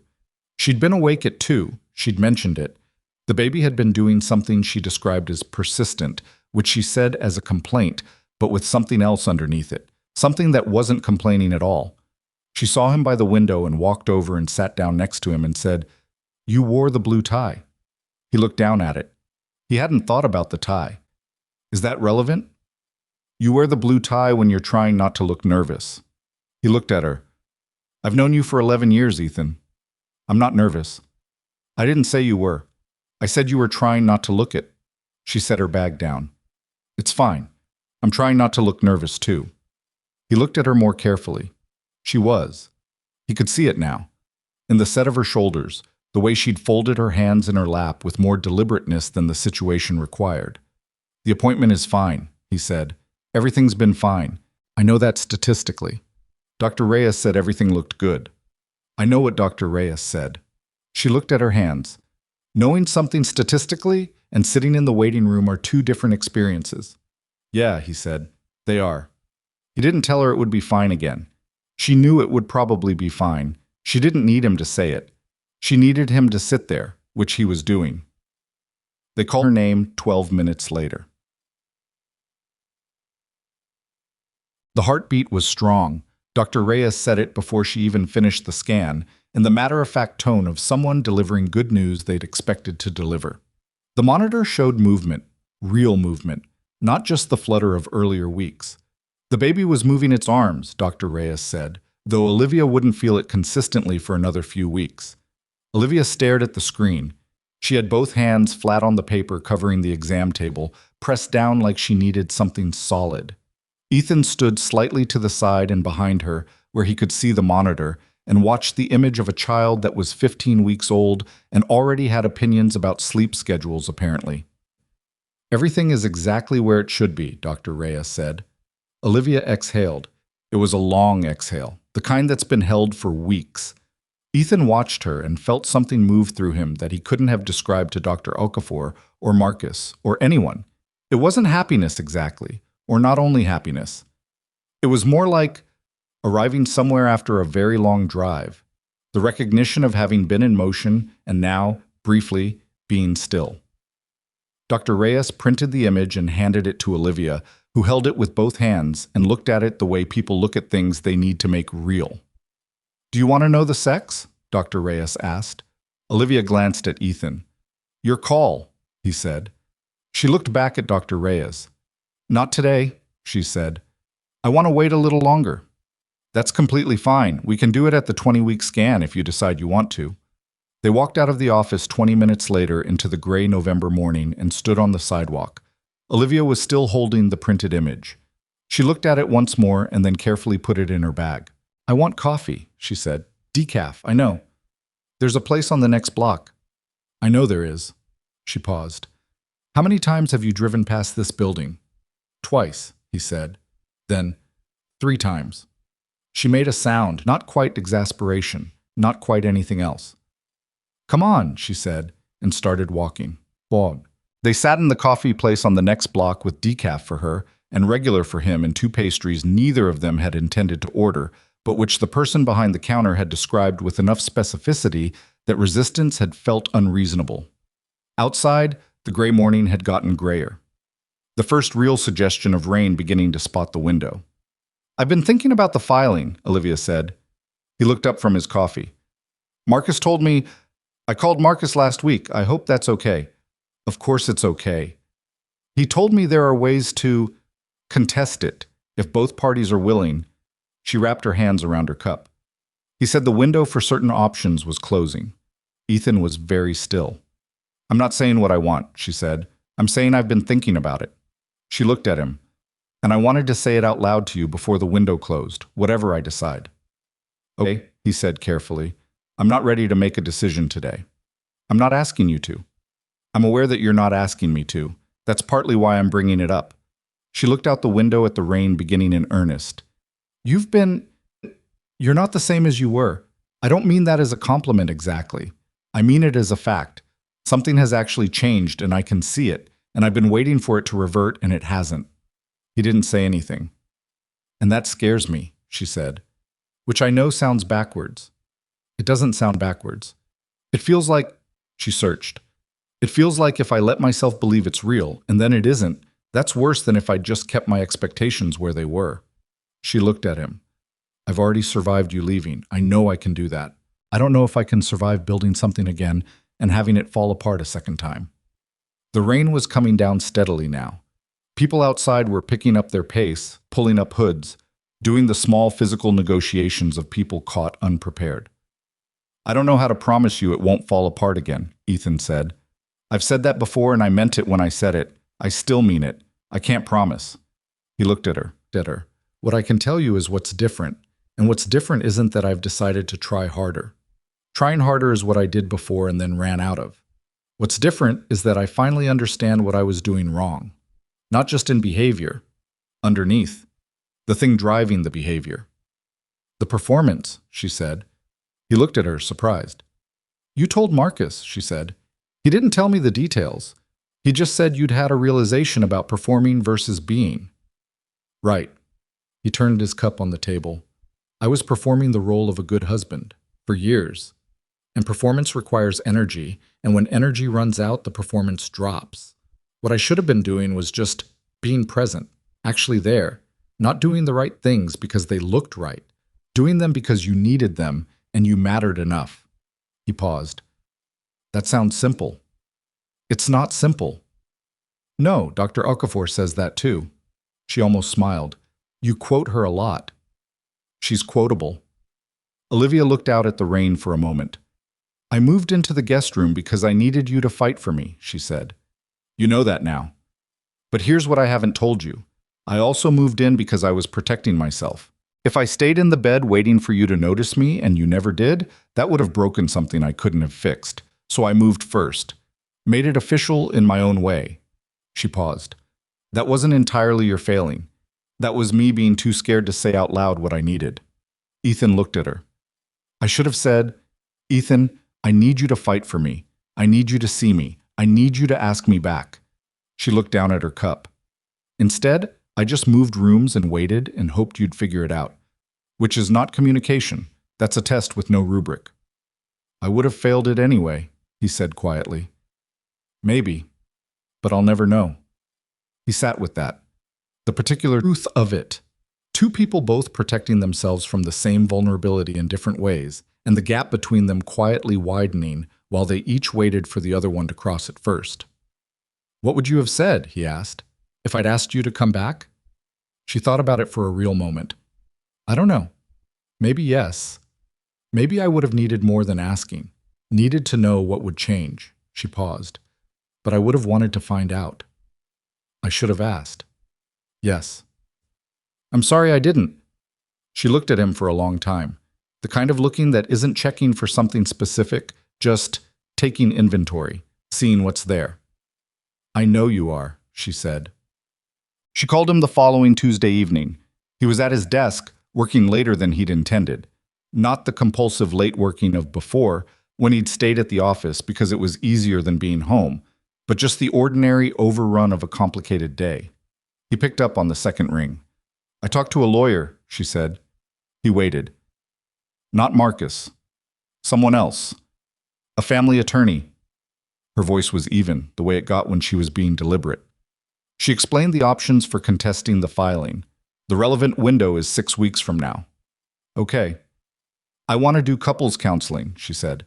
Before I decide anything, I want to sit in a room with you and a third person who is not Marcus or my mother and actually work through the things we should have worked through 2 years ago.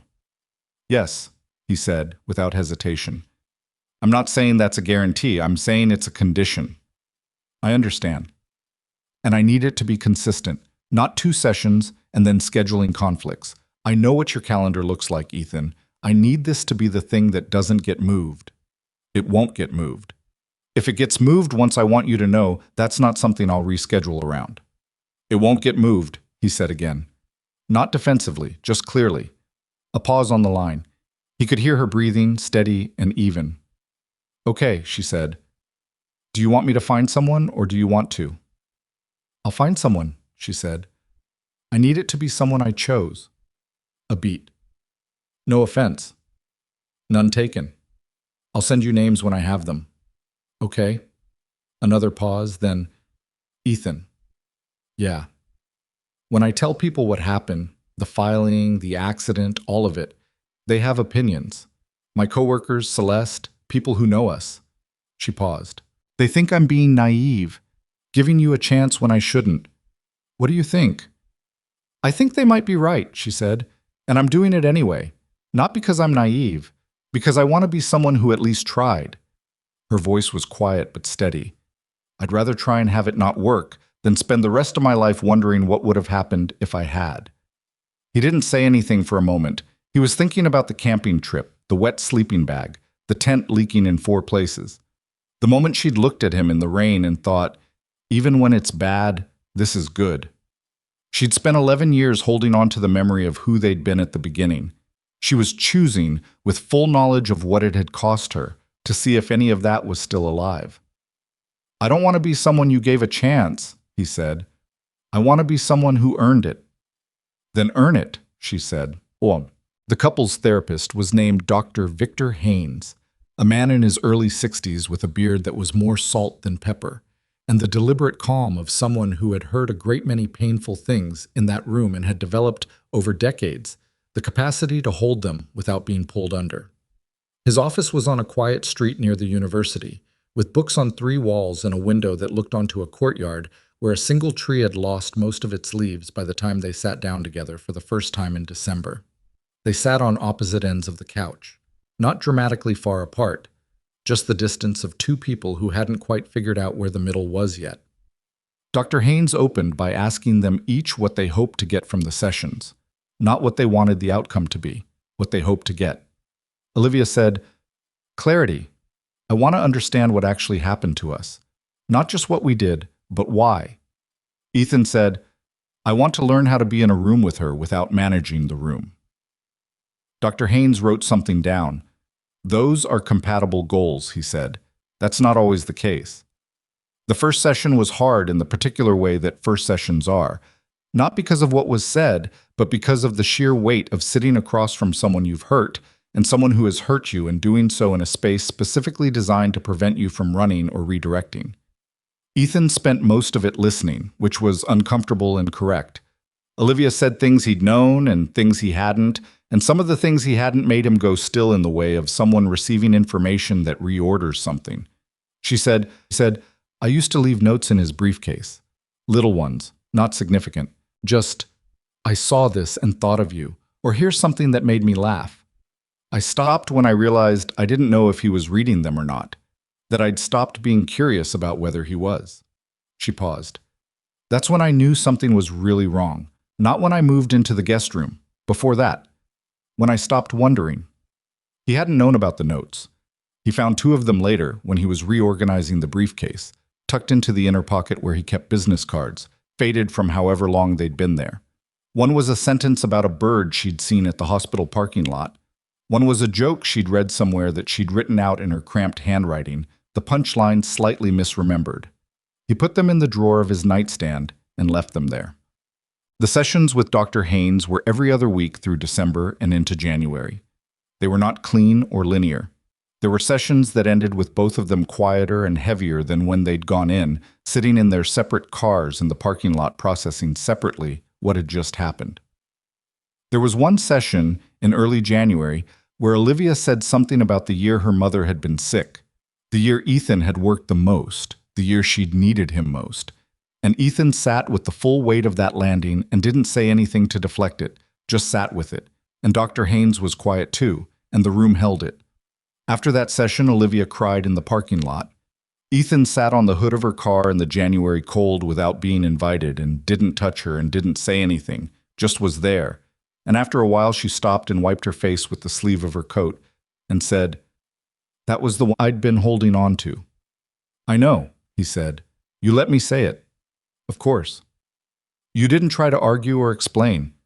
"There wasn't anything to argue about." She looked at him in the parking lot light. Her face was red from the cold and from crying, and she looked tired and also, somehow, lighter.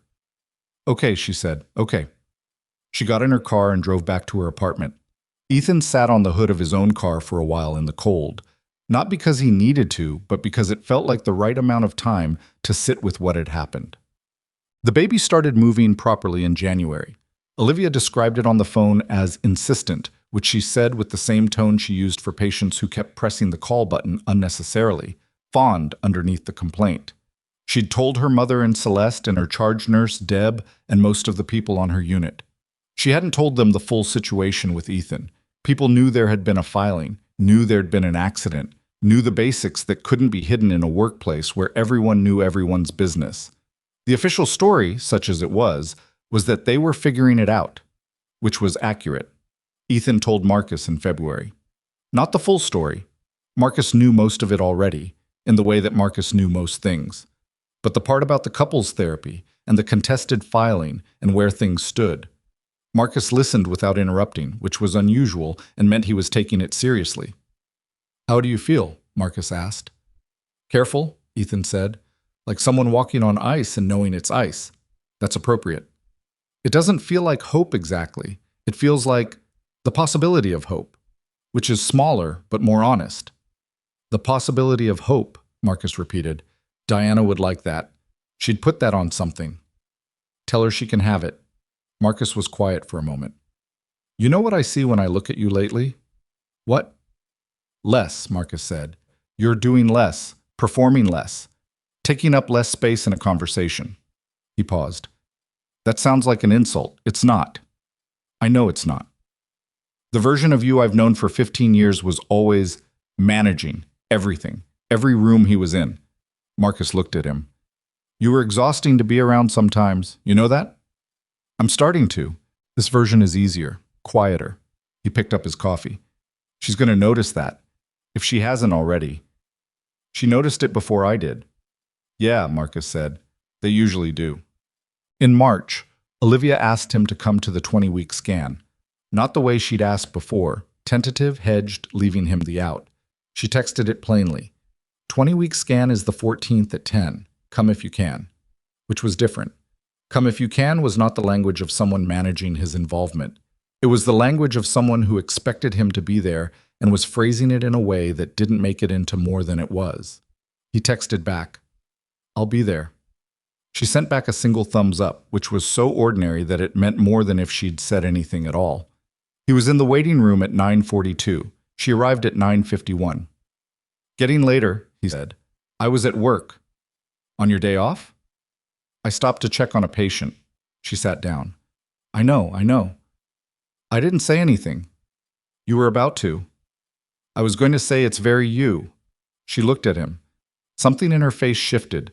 Not the almost smiles he'd been collecting over the months, but something more direct, more unguarded. "It is very me," she said. They called her name and they went in, and Dr. Reyes was warm and efficient, and the baby was, she said, doing everything it should be doing. All the measurements were right. All the development was on track. And then Dr. Reyes looked at them and said, "Are we finding out today?" Ethan looked at Olivia. Olivia looked at the monitor for a moment. Then she said, "Yes." Dr. Reyes smiled. "You're having a boy." The room was quiet for a moment. Ethan looked at the screen, at the clear image of a child, 15 weeks further along than the first time he'd seen that flutter on a tablet in a hospital room. The same child who had been there that morning at the courthouse when he'd signed his name in clean, even strokes and felt nothing. "A boy?" Olivia said quietly. Strong heartbeat. "He's been moving around in there. I can see why you've been feeling it." Olivia laughed. Actually laughed, a short, real one, surprised out of her by something. Ethan looked at her when she laughed and felt something arrive in his chest that he recognized, finally, as uncomplicated. Just this moment, this woman laughing in this room at this piece of news. Nothing managed, nothing performed. Just a man looking at the mother of his son and being glad, simply and without strategy, that she was laughing. They had dinner afterward, not planned. Neither of them said, "Let's have dinner." They walked out of the building and stood on the sidewalk in the March air, which had finally started to mean spring even if it wasn't there yet. And Olivia said, "I want a cheeseburger." "Okay." "A real one, not a turkey burger. A cheeseburger." "I know a place." "You know a place for everything." "I've been surveying the area." She looked at him sideways. "For how long?" "A while." They walked to the burger place 2 blocks over and sat in a booth, and Olivia ate most of a cheeseburger with the focused satisfaction of someone who has been reasonable about their diet for 20 weeks and has decided today is not the day for reasonable. Ethan ate his and watched her and didn't say anything about iron or prenatal nutrition. "A boy," she said, around the middle of the meal. Not to him specifically, just saying it again. "Yeah. I've been thinking of names." "What names?" She looked at him. "You want to be involved in that?" "I'd like to," he said carefully, "if you're open to it." She considered. "Daniel," she said. "I've always liked Daniel." "Daniel's good. You have a preference?" He thought about it. "My grandfather's name was James. He was the only—" He stopped. "He was the person in my family who actually showed up. When I was a kid. He's the person I think of when I think about what showing up looks like." Olivia was quiet for a moment. "Daniel James," she said. He looked at her. "If it fits," she said. "We don't have to decide now." "It fits," he said. She picked up a French fry. "Don't read into this too much." "I'm not reading into anything." "I can see you reading into it. I'm eating my burger." "You have an expression." "I'm a lawyer. I don't have expressions in public." She did smile then, fully, without catching herself. It lasted only a moment before she looked back at her food, but it was there, real and unguarded, the kind of smile that doesn't negotiate with itself. In April, Olivia withdrew the divorce filing. She did it on a Tuesday afternoon and didn't tell him until that evening, when she called and said, "I withdrew it today. I wanted you to know." He sat with the phone in his hand. "Okay," he said. "That doesn't mean—" She paused. I know what it means and what it doesn't," he said. "Thank you for telling me." "I did it for myself," she said, "not for you. I want to be clear about that." "I know." "Because I wasn't done yet, with figuring out what we are." She paused. "That felt like closing a door before I knew if I wanted it closed." "I understand." "Okay." She was quiet a moment. "How was your day?" "It was fine. Deposition ran long." He paused. "I thought about your grandfather's soup recipe today, weirdly." "My grandfather's—" A pause. "How do you even know about that?" "You told me about it the first winter we were together. You said it was the only recipe you'd memorized word for word." She was quiet for a moment. "I haven't thought about that in years." "Mushroom and barley. You said he made it when it snowed." "Yeah," she said softly. "He did." "I don't know why I thought about it. I was sitting in the deposition and it just came up." She was quiet for a long moment. "Things come back," she said. "They do. Sometimes that's good. Sometimes it is." The call went another 20 minutes, wandering through ordinary things. Her unit, his caseload, whether the plant on her balcony had survived the last cold snap. It had, she reported, with what seemed like genuine personal triumph. At the end, she said goodnight, and he said goodnight, and after she hung up, he sat in the quiet of the house for a long time. The house that was no longer half empty, not because she was in it, but because he'd learned how to be in it himself. how to sit in the kitchen at the table in the evening without filling the space with noise or work, how to be in a room without managing it. Daniel James Calloway was born on a Tuesday in June at 4:47 in the morning, after a labor that Olivia described later as extremely long and not what anyone had advertised, which was accurate. Ethan was there for all of it. He'd driven her to the hospital at 11 the night before, the bag already packed and in the car since week 38, because Olivia was a person who packed bags early, and Ethan had helped her pack it because she'd asked him to, sitting on her apartment floor going through the list she'd made with the focused practicality of someone who dealt with other people's medical emergencies for a living and was determined to approach her own with equal competence. He sat beside her through the hours. He didn't try to fix the discomfort or minimize it or fill the silences. He was there. That was the whole of it. When she said she needed him to stop talking, he stopped talking. When she needed a hand to hold on to through a contraction, she reached for his, and he didn't make anything of it, just held on. At 4:47, Daniel James arrived into the world with the particular indignation of someone who has been somewhere warm and quiet and objects to the relocation. He weighed 7 pounds, 4 ounces. He had Olivia's nose and Ethan's ears, which Olivia pointed out with a weak, exhausted laugh from the bed, and which Ethan chose to take as a positive. The nurse placed Daniel in Ethan's arms first, while they finished with Olivia, and Ethan stood in the corner of the room, holding this person who was 7 pounds and 4 ounces and 11 years of a marriage, and 1 courthouse morning and 1 accident and 1 heartbeat on a tablet, and months of Thursday evenings in a therapist's office, and dinners and phone calls, and a camping trip where everything got soaked, and even then, it was good. He held his son and didn't say anything. There was nothing that needed saying. After a while, the nurse took Daniel and placed him against Olivia's chest, and Ethan pulled the chair up close, the same instinct he'd had in the hospital room 8 months ago, pulling the chair to where she was, and sat down, and the 3 of them were in the room together in the early morning, while the sky outside the window went from black to that pale nothing that comes before dawn. There are things that cannot be fixed quickly. That is not a lesson that comes easily to people who are good at fixing things. Ethan Calloway had spent his professional life finding solutions, closing arguments, resolving disputes, the satisfying finality of a case that ends. Life does not end like a case. It keeps going, past the resolution you thought was the ending, into the next thing and the thing after that.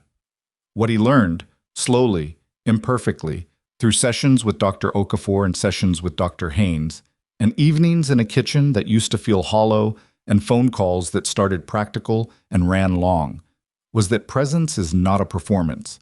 It doesn't deplete. You don't run out of it the way you run out of effort or enthusiasm. Presence is just attention, directed honestly, maintained not because it looks right, but because the person in front of you is worth it. He'd known Olivia for 11 years. He'd spent maybe 4 of them actually knowing her. The rest he'd spent managing the impression of a marriage while she carried the actual weight of it, alone in ways he hadn't had the vision to see.